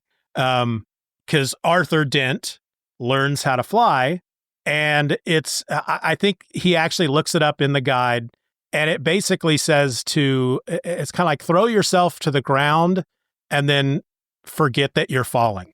It's like you just totally forget that what's anything that's happening around you, and then you'll just start flying. And that's kind of what happens here. And that's what happens to Arthur in the book. I think he falls off a cliff and he's freaking out about it. But for some reason, his mind starts to dwell on something completely different. And before he knows it, he's floating in midair. So you have to distract yourself. If you fall off a cliff, you have to distract yourself immediately and not focus on what's happening, and then you'll start flying. I don't know if it would work that way or not. Well, I would be afraid to check, actually. Right. So, yeah, that's not a test I'm willing to take. Yeah, I think I would only be able to make the mistake once, and so it's, yeah. So we cut back to now, and the now is that the Jonathan and Clark's visiting of the Origin crater is being subsumed by some huge storm that has rolled in while they've been talking. And Clark, I don't know why it has to be raining now. I don't understand that. Makes it more dramatic. Really. Okay. No, dramatic is actually this last panel down here. But Clark goes down into the crater to get a closer look at the spaceship, and he gets down there and he doesn't feel too well. He says he's weak, dizzy, and so he scrambles back up with the help of Jonathan away from the spaceship. Now, in one scene, we see a side or the backside of this spaceship, and there's something on the machinery. It looks like a web or an egg with tendrils holding it. This is a piece of the planet where it struck the spaceship when it was leaving on the page of that planet explosion in the book. So that's my connection of what this is. So that means that this is either or it's a hole where the material is, but this is showing that kryptonite has made its way from Krypton's explosion to now on Earth. So this is now on Earth with Clark, and it affects him negatively. Jonathan and Clark get in the car and they drive off. As they're driving off, we have some individual standing here in a hat and an overcoat in the rain that has been apparently spying on them. So that's all we know. I don't think we really get any other reference to this in this issue at all. That it's just we don't. I'm not going to spoil who it is. It's not. I mean, it's not anybody really. I mean, it is, but it isn't. We won't learn his identity until Superman #1. Let's just put it that way. Okay. They hint at it again in the 6th issue of this mini, slightly. It's, for somebody who's, like I said, I'm not the most observant person in the world. It's like I noticed that when I read it, and then since it doesn't come up again in the rest of the issue, right? I don't even know that when they revealed who it was in issue 1 of Superman that I realized that it was this guy. We'll talk about it when we get to Superman #1. All right, so Jonathan and Clark get back home. Martha is here. She asks because Jonathan told her before he left to pick up Clark that he was going to tell Clark, and so now Martha is asking, did you tell him? So Jonathan and Martha, of course, have been on the same page for years, and now Clark is on that same page. So everybody knows roughly as much as there is to know about this individual that fell from the sky one day and for the last 18 years, 17 years has grown up here. But during this time, Clark has had an epiphany. He is different, and in ways that difference makes him superior, but not in a haughty, snotty kind of way. Superior as in measurables, bigger, faster, stronger, probably smarter, better reflexes, et cetera, et cetera, et cetera. And so because of that, he realizes that he has great powers. And because he has great powers, he has great responsibilities. That's right. So thank you, Uncle Ben, for that. Now, this is what struck me as curious. Clark decides tomorrow, now that I know about myself, tomorrow I have to go do what it is I am meant to do with all of these powers, abilities, whatever that I have. So he leaves. Looks like he's going out the door. Maybe he's going to his room, wherever, but he leaves. He says he's going out into the world tomorrow, but before he goes, there's somebody he has to see. Okay, so he's going to talk to somebody, but he's heading out tomorrow. Okay, he just had his last football game, presumably. So he has not graduated high school. Nope. And he takes off. Yep. Now, we don't know who he goes and sees. This is another time jump. This we find out is about, do they say 7 years later? Yeah, 7 years later. Okay, so for the past 7 years, Clark has been plying his trade wherever without a high school degree. Right. And unless at some point up to now he went back and got the degree, Clark Kent has never had a high school degree. Superman did not finish high school. Yeah. I can only assume he got his high school equivalency at some point, because I'm fairly certain he goes to college. It's going to come up somewhere that he doesn't have it. Yeah. So, I mean, so I don't know. But this positions him as not a high school graduate. And that's not I don't intend that to be a pejorative or anything like that. Just he left and didn't finish high school. And the weird thing about it is, again, I have read this miniseries, especially over the last 5 years. I've read it at least 3 times. Going further into the John Byrne run, I don't have a lot of memories of that. So I don't know if this ever actually comes up ever again. I don't know. Okay. So I don't know if he's meant, if that's what John Byrne is actually inferring here, is that he's leaving school. He's not going to finish his last year, which seems like Jonathan and Martha just would not allow that to happen. Well, I understand what you got to do, boy. You've got a bigger purpose in life, but you got to finish your high school and you got to get, you got just a semester left, basically, he's close to graduating.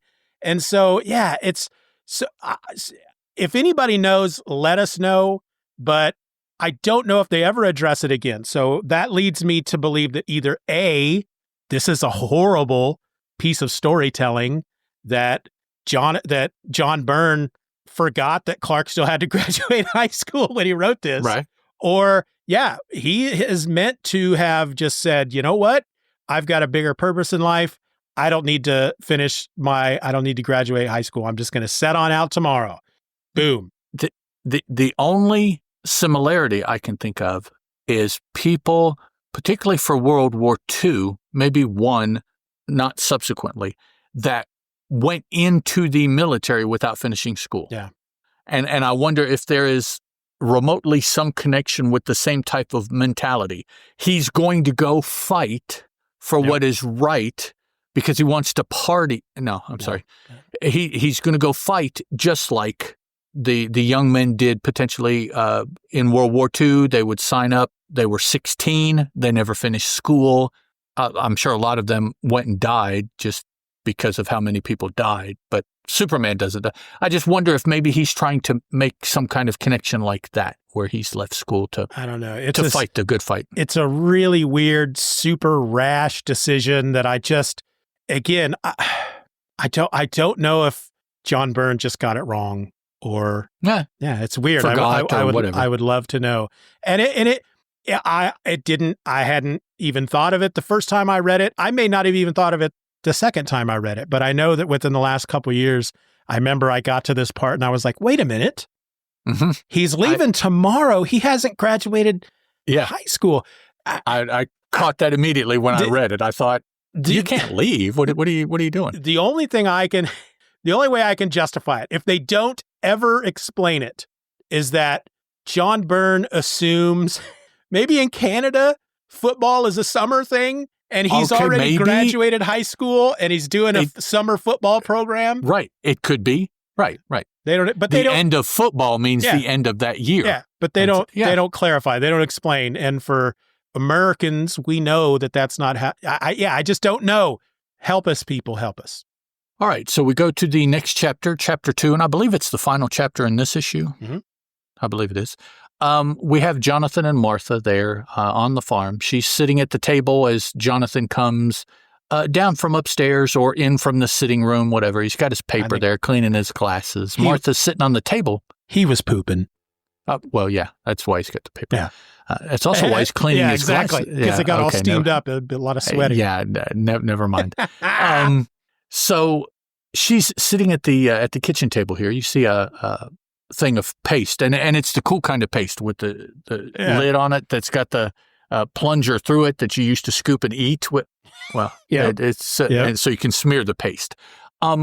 She's cutting some things up, some papers down here on the floor, it looks like. Come to find out, she's keeping a scrapbook. She's keeping a scrapbook. How does she describe it? Got the right to be proud of her son. Here. The scrapbook of a strange old lady who likes to collect stories of disasters that didn't quite happen. Yeah, because Jonathan is like, if somebody finds that scrapbook, it's like they're automatically going to know, oh, well, your son must be an alien with superpowers. And you're keeping a record of all the things he does. And she's like, well, no, these are things that almost happened. She's obviously the logical of the two of them. No, if somebody broke into this house and found this, they'd be like, oh, this lady is obsessed with disasters. We see the scrapbook and we have several bylines. Yeah, byline isn't the word I was looking for, but the word escaped me. Headline, yes, of different things that are happened, boats and earthquakes and disasters and bridges and, things that didn't turn out badly because something miraculously happened. He raised the Titanic and it's now in a museum. I saw that, but I didn't want to. I didn't want to land. I'm like, yeah, that's pretty cool. But no, okay. Anyways.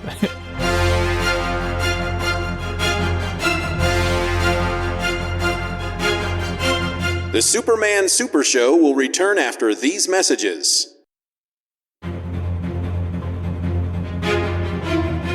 And now back to the Superman Super Show.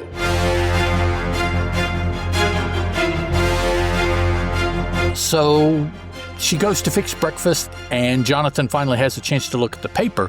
And the front page on this issue, which unfortunately we don't really have a date on it. That would have been cool to have, but you can't date the books too much or else, the headline says, Mysterious Superman Saves Space Plane. And, here is another time jump that you made reference to that was kind of subtle. We have pictures of the plane and then something kind of blurry that is meant to be Superman. Then Martha hears something upstairs in Clark's room, and Jonathan goes up there with, I don't know, looks like a piece of wood of some sort. I think it's supposed to be an axe handle. Why is there no head on it? Okay. And in his room is an older, right? Because we had high school age Superman who left and now is 7 years later. So he's in his mid 20s, 24, 25. And he is sitting in a chair in his room in the dark, and he is upset. It almost looks like he has turned evil, right? The way everything is set, right? Yeah. He's sitting here, and Paul, Jonathan references him to make sure it's him because it's dark. He says, "Son?" ? And the person here that we know as Clark responds, "They wanted a piece of me, Pa. They all wanted a piece of me, man." Yes. 100 times, yes, that is exactly what it would be like. Yeah. I've been making Metropolis more or less my home base for about 3 years now, and Clark is telling the story. So now from the time that we were sitting at the paper, we have to go back in time because Clark is going to tell us what happened that the pictures were taken of that Jonathan just saw in the headline of the newspaper. So here is another real subtle time jump. Maybe it's only a day. Yeah, maybe it's yesterday a or week, something. or maybe but it is. This one is a jump back. Yeah, and actually, looking at the caption boxes, he does say it was yesterday. Okay, yeah. So here's a retcon for even before they called it. No, it's not retcon. It's part of the continuity. It's just an untold story. So Clark is in Metropolis, and there is a celebration for the city's 250th birthday I suppose, of its founding. And one of the sites is going to be an experimental space plane. An experimental space plane called the Constitution. And it is vaguely reminiscent of an actual experimental plane that the U.S. has toyed with, and I forget what they're called, but it's got a very striking silhouette if you see it. I don't think it worked, or they have moved past it or something like that, but I don't think we have any planes actually made like this right now. So as the plane is something, either it's getting ready to fly over the celebration, or it's getting ready to go somewhere and land, or not really sure what it's doing, but it's flying. We see it's being escorted by several other fighter jets. It's set to land at the Metropolis airport. Okay, at the airport. On its journey, a private plane, a civilian aircraft, got through all of this stuff that's going on and actually hit the space plane. And it hits the space plane in such a manner that it impales itself either into the space plane, or the space plane is impaled into the civilian aircraft, however it works. But the two kind of get stuck together. And that crash is all it takes to make that big space plane fall, which is kind of disappointing. But it's falling. We have a crowd scene. Clark is watching what's going on from the crowd. So he immediately takes action, regardless of he is dressed as Clark. I mean, there's nothing special. Regardless of anybody seeing, he immediately jumps to, because he has to do something. He can do something, so he must do something. He says the only way that he was really able to keep himself from being found out was to do it so fast that nobody could really get a fix on him and see who or what was doing it. Yeah. Which kind of alludes to one of the pictures that was, quote unquote, taken at the scene that was in the paper, you just see this blurry figure. It could be any kind of thing like the things that are flying over New Jersey here lately that every Tom, Dick, and automatic camera is taking pictures of. It could be anything. But no, it's an alien drone is what it is. Right. That's okay. Inside the space plane, we find out that Lois Lane is there. Why is Lois Lane in a space plane, you ask? Well, because she is writing a story on this whole thing, and her point of view is probably going to be as an insider. What's it like to ride, to be one of the astronauts or Air Force personnel on the plane? What, from their point of view, what is it like? First time we've seen Lois since no, that was Lana. This is the first time we have seen Lois, period. Yep. Lois's first appearance. We see her as a news reporter, presumably for the paper or TV station in Metropolis. We know we're in Metropolis, and she is a reporter of some sort. That's all we know right now, I think. Right? Yeah.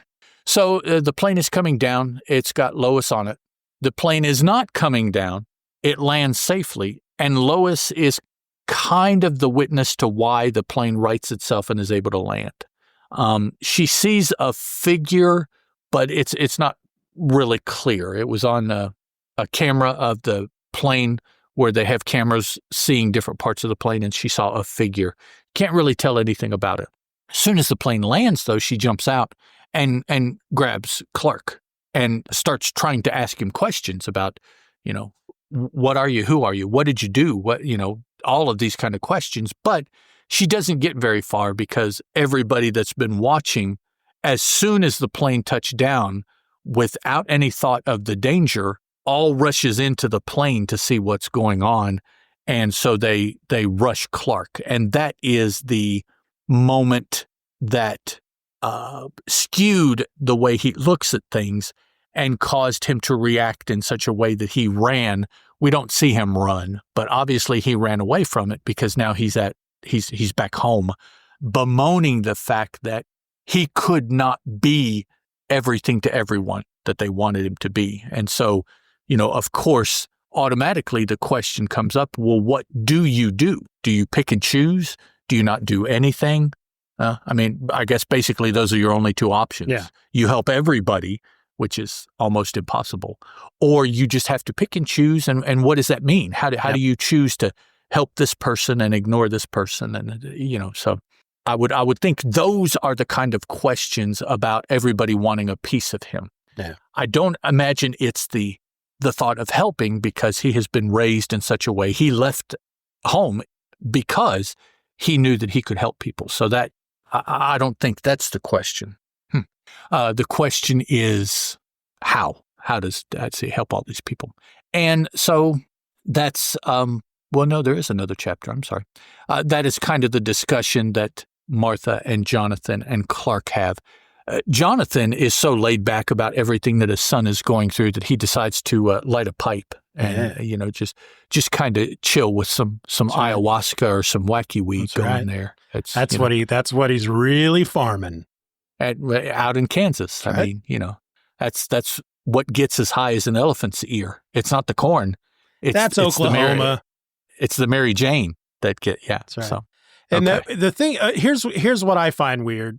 So I think anybody can completely understand where he's at this point. He's got these powers. He's trying to do good. So far, he's been able to do it with anonymity. First time he's forced to do it in front of a crowd of thousands. They mob him. I don't understand how putting on a costume and calling himself Superman is going to fix that. I guess because if they mob the dude in the uniform, he can handle it. But the slicked back hair, glasses wearing dude doesn't have to deal with that. And so it's like, but it's the same person. So I don't know. I mean, I get it too. I get the fact. Okay. So ultimately, I think, as I'm saying it out loud and kind of thinking it through as I'm talking, I think what they're trying to say here is that in order for him to go out there and do these kinds of things. He knows he's learned here now that he can't for the rest of his life go out and help people without having incidents like this happen, without being in the public eye. It's going to happen eventually. Right. It finally happened, and it happened in a big way.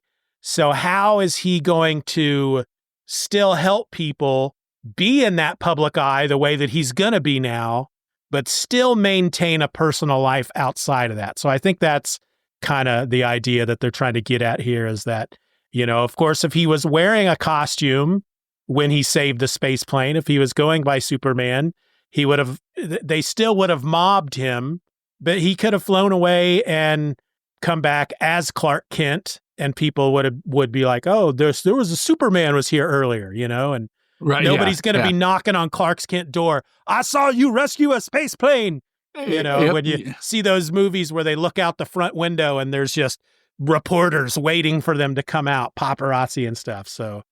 So this little crisis, if that's what you want to call it, is that, oh, I see what you did there, or what I did there, is the setup for that scene that makes me say, similar scene, that makes me say Iron Man is the best of all of the superhero movies. Okay.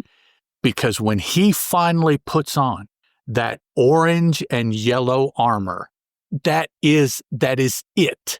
Everything else has been building to seeing the representation that you have wanted to be seeing the whole time. Yeah.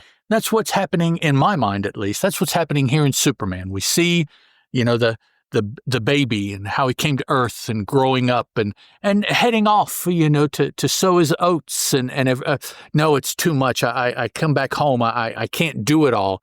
Now, Jonathan and Martha, and I would have to say this is probably something that's been on Martha's mind more than just last night and today.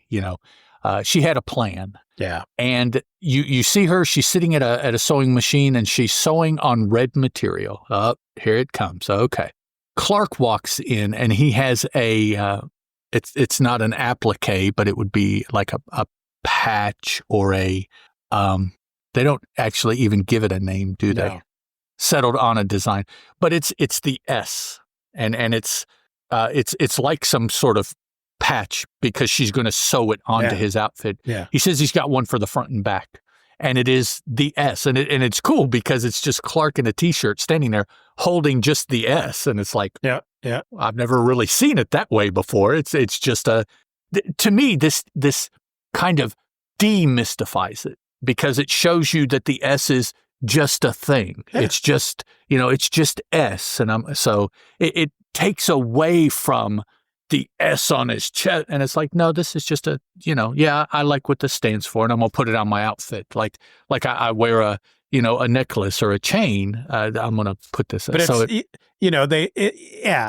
becomes an iconic symbol, the Superman with the S on his chest, and for me, as long as it remains an S and not a Kryptonian symbol for hope. I just for some reason that just bothers. I don't know why. Yeah, you really that's gotten your crawl there. Well, it's the same thing when somebody reboots a character, and I always use the Fantastic Four movie as an example. Mm-hmm. They tell the Fantastic Four's origin, but they have to tie in Doctor Doom's origin with it, and in the comic books, Dr. Doom was just a guy. It was just a bad guy who showed up every once in a while and then eventually became their greatest foe. But when they're looking back at it in hindsight, they're like, you know what? If I was to tell this origin again, I would make Doom part of their life from the beginning. And for some reason I think sometimes it's done well. And then sometimes it just drives me crazy when they do that. Like, the Joker was always a part of Batman's origin. Lex Luthor was always a part of, the reason. What? Yeah, it's just. Why can he not be a bad guy that just never went away? Right. What is wrong with that? Okay, so Martha is sewing the first suit, And we now have seen the symbol. So now that side of the persona, right, is kind of taken care of. We see where that's going. So now we have the other side of the persona, the side that so many of us make fun of. So Clark walks over to a mirror, and he's there next to Jonathan. Clark is combing his hair, and you can tell by the way he's doing it that he's combing it back, slicking it back. Jonathan has a set of glasses on, but you see that he's cleaning another pair of glasses. So automatically, if you have any knowledge prior to this of Superman, you know what's going on. You know where this is going. So the next panel, we see Clark with glasses and slicked back hair. According to Jonathan, this and just walking with a little bit of a stoop is all Clark is going to have to do to be separate from Superman not having these things on and being in that yellow suit. That's all. Yep. He just put some glasses on, essentially, and people will be, well, for what, 80 years? Yeah, right. Yeah, 80 years, completely confused. It absolutely works. And for the general public, I get that. I totally get it, because the general public, they're not hanging out with Clark Kent all the time, right? If you have no face-to-face contact, yes, that probably would work. Yeah, because the idea is also supposed to be that, and I think they talk about this in a later issue, is that he tends to, when he is Superman and he's out in public, he moves really fast and sometimes will just kind of, so he's always kind of showing up blurry in pictures and blah, blah, blah. Right. He's got the John Cena thing going. For Lois Lane, however, because, all right, so I'm the average person on the street. A guy mugs me. Superman catches the guy, brings my wallet back to me. I'm going to be like, holy shit, that's Superman. And he's a pretty big guy, right? So I'm going to be focusing on the S, the cape, just the fact that this is a superhuman celebrity in front of me. Superman flies away. Clark Kent comes up to me. Hi, I'm reporter Clark Kent. I just saw what happened. Can I get a statement? I'm not going to immediately go, it's the same guy. No, because I'm going to be you'll go right into the story. Exactly. Because seeing Superman, I've just, blinded by the celebrity. Lois has no excuse. She spends an inordinate amount of face time with both of them. Yes. So. And most of the time with Superman, it's in his arms. Yeah. So she is very face to face with Superman. Now, Clark, it's a compatriot that, but still rides a car with, rides a train with, in a plane, sees every day, plenty of time to compare him to this man who she is always in his arms. Yeah. Yeah. And since you've read issue 2 already, they really do kind of play with the fact for a bit that Lois doesn't really like Clark because of the way he scooped the story of Superman out from under her. He comes out of nowhere. She doesn't like him. She hangs out with him. She works with him. She doesn't like him all that much. Superman, on the other hand, she's got kind of a crush on. So there might be this little switch in her brain that just doesn't want to believe that they're the same person because she can't reconcile the fact that the one guy she thinks is super sexy and the other guy annoys the hell out of her, Yeah. Now, I will say you put that together with what we've read from the Golden Age, and there is no way she would ever have anything to do with Clark. Right. Yeah, ever. Yeah. There is no change that you could do that would cause her to look at him that way. Yeah, because even every time in the Golden Age he even gets a chance as Clark Kent to show a little backbone, he always really leans into the coward.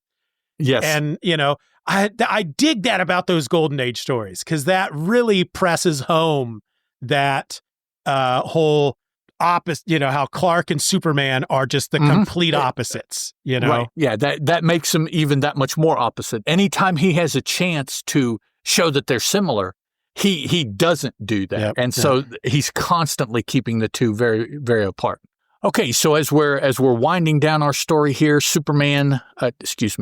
Clark Kent puts on the outfit that Martha has been sewing for him. We see it slowly, panel by panel. He puts the top on, and then he puts the boots, who Jonathan says are kind of like swashbuckler boots, but they're kind of not. Yeah, but, they're more. Yeah, I don't know the movies that Jonathan's been watching to get that. He puts on the cape, and we see that the S is on the outside of the cape. Next, Clark is giving Martha a kiss on the forehead because he's getting ready to go. We see the S on the chest, blue, red cape. And then the final panel is the eponymous utterance. This is a job for Superman. Yep. Superman is flying off, having left Martha and Jonathan down at the front of the house, and we see the house and the barn. Now, I didn't notice this the first time. Holy crap, I'm just noticing that too. Just now, as I look in the corner of the barn door, there is an individual standing there watching him take off as Superman. I've read this so many times that I am literally seeing that for the first time. Holy crap. There is some. So if that is the same person we saw when they were out in the field at the spaceship. Has to be. There you go. Now, that's weird that we both saw that at the same time. I did. As I'm moving up the panel and looking around, I'm like, wow, there's a dude there. Well, it doesn't have to be a dude. There's a figure there. Now, my question is, having just noticed that, it's one thing seeing Superman leave.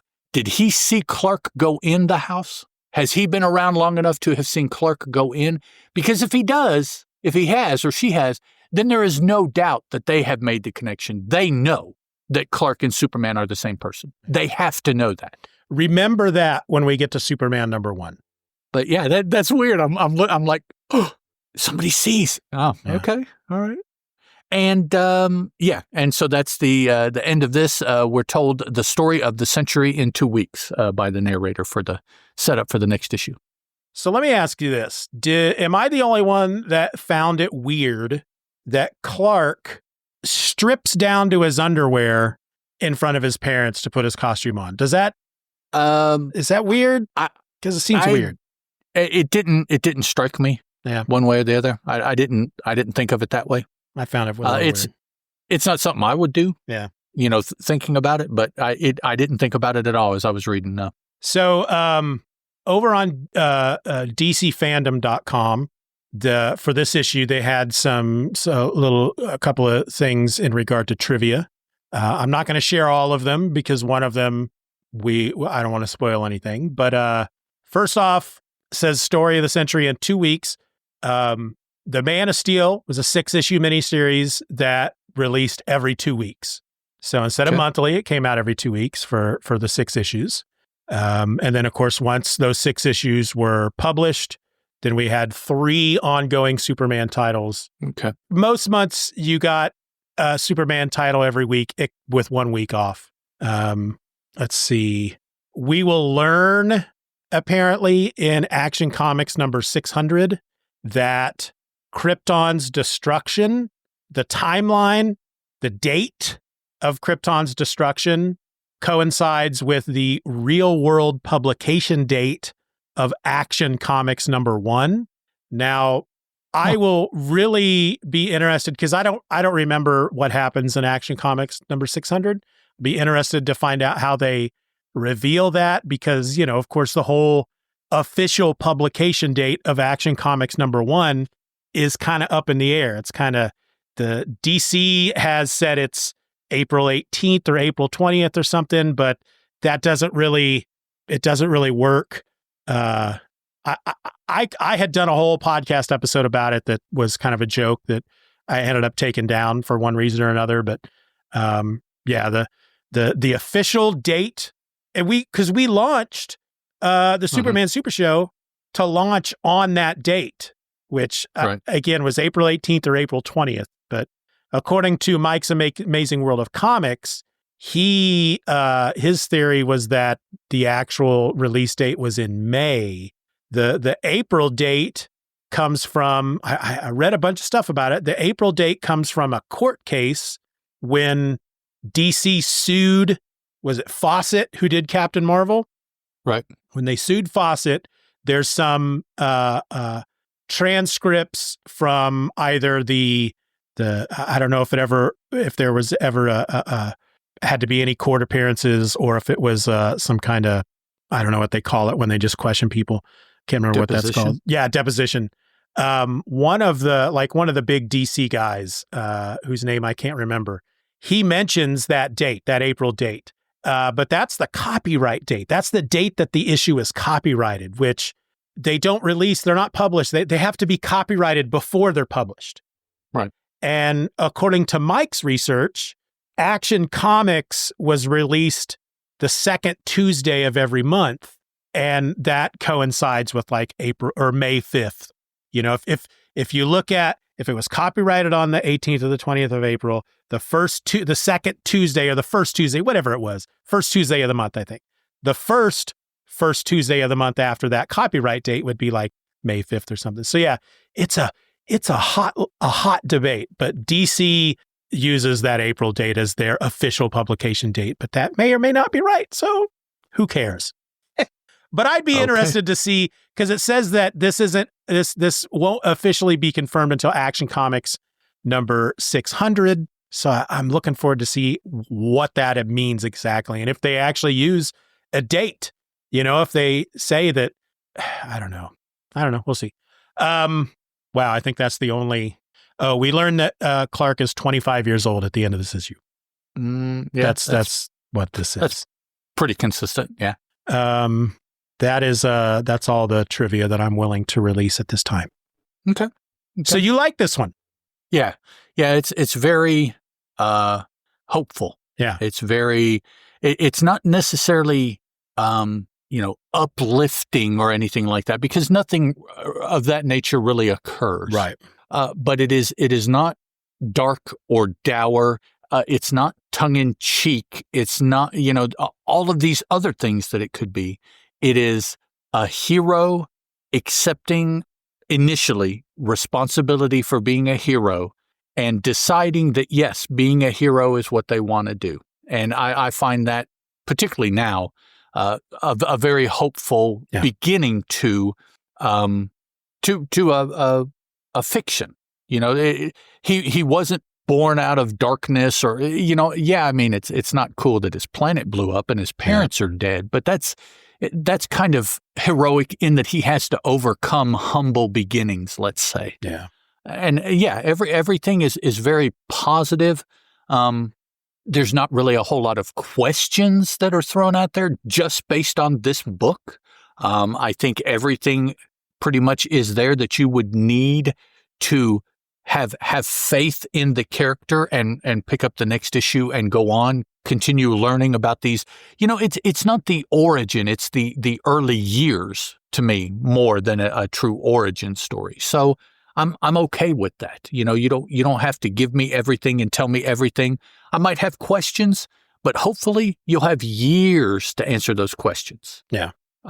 It does everything that the first issue of a superhero comic book should do. Yes. Yeah. Do you have a favorite scene, favorite panel, favorite moment?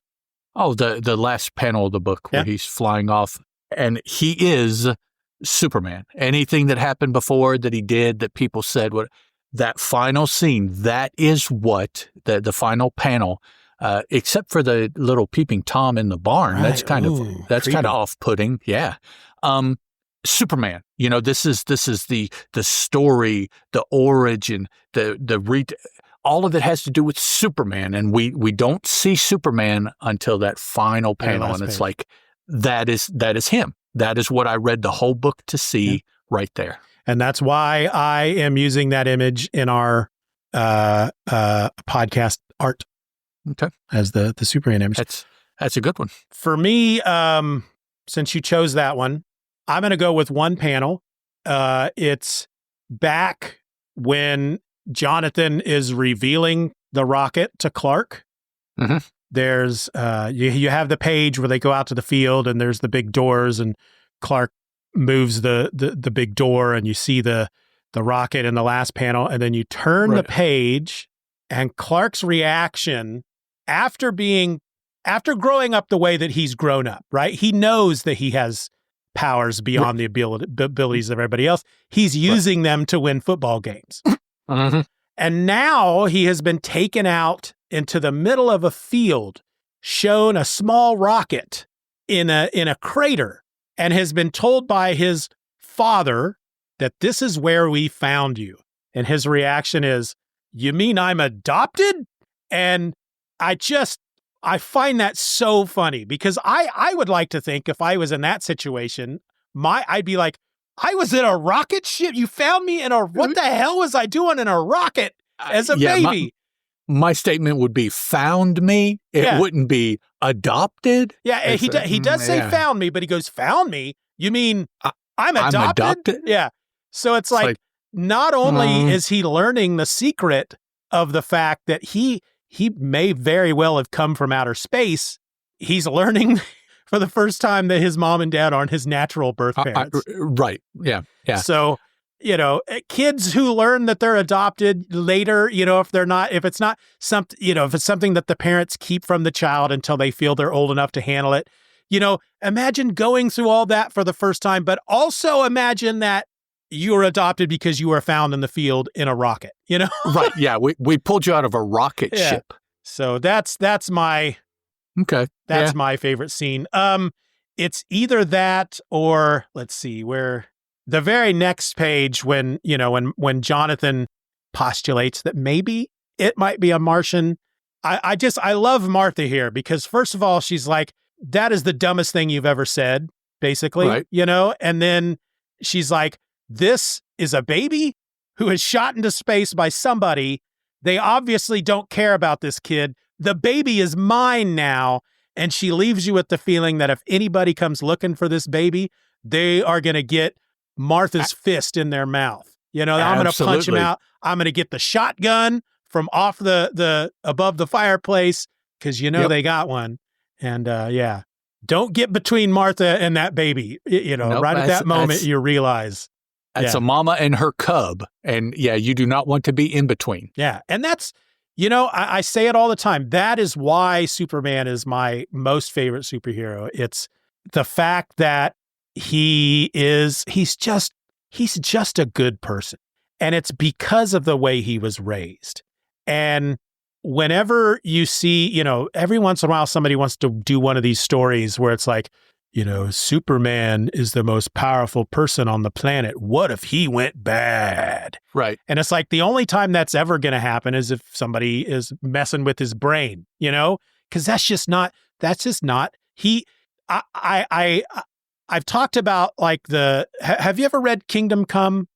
Yes. The Superman in Kingdom Come takes that whole I'm a good person thing to a whole nother level where it's almost like I'm the only one that knows how to do the superhero thing the correct way. And if you're not doing it my way, I'm going to lock you in prison. I don't like that version of Superman, but I like that he's a good person. And we'll talk about that a lot throughout these issues because there are little things he does here and there that just have always endeared me to that character. And it all starts with Jonathan and Martha. And the fact that he was raised in Kansas and not in Missouri. Oh. I'm glaring at the camera for those who are listening. I was going to say, I heard a tone there or it's something. It's an old Kansas-Missouri rivalry. Apparently, yeah. Dude. All right. Is there anything else you want to say about this issue? No, I liked it. Cool. Looking forward to the rest of them, eh? Yep.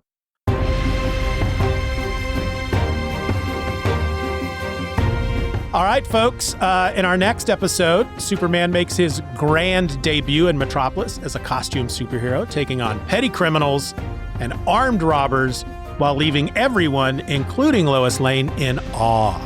But when Lois tries to land the scoop of the century, her daring tactics lead to unexpected consequences. How does a mild-mannered newcomer named Clark Kent manage to outmaneuver Metropolis's star reporter? Well, Ed and I are going to dive into all that and more as we discuss Man of Steel #2, the story of the century. Ed, you got any last thoughts before we wrap it up? I look forward to next issue. All right. Till next time, folks, I'm Steven, that's Ed, and this was the Superman Super Show. Bye-bye. Bye.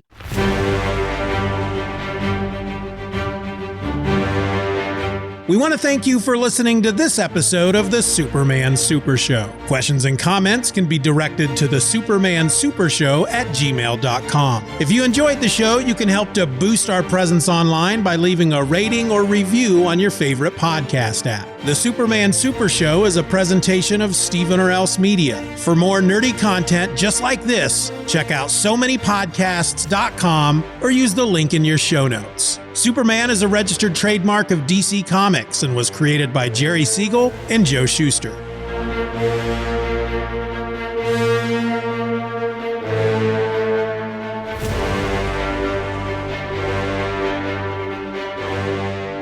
Superman is a copyrighted feature appearing in Action Comics magazine. Oh, but wait, there's Superman. He'll save us. Superman! Superman! Wait, where are you going? Oh, to hell with him. We'll have to deal with these marauders ourselves.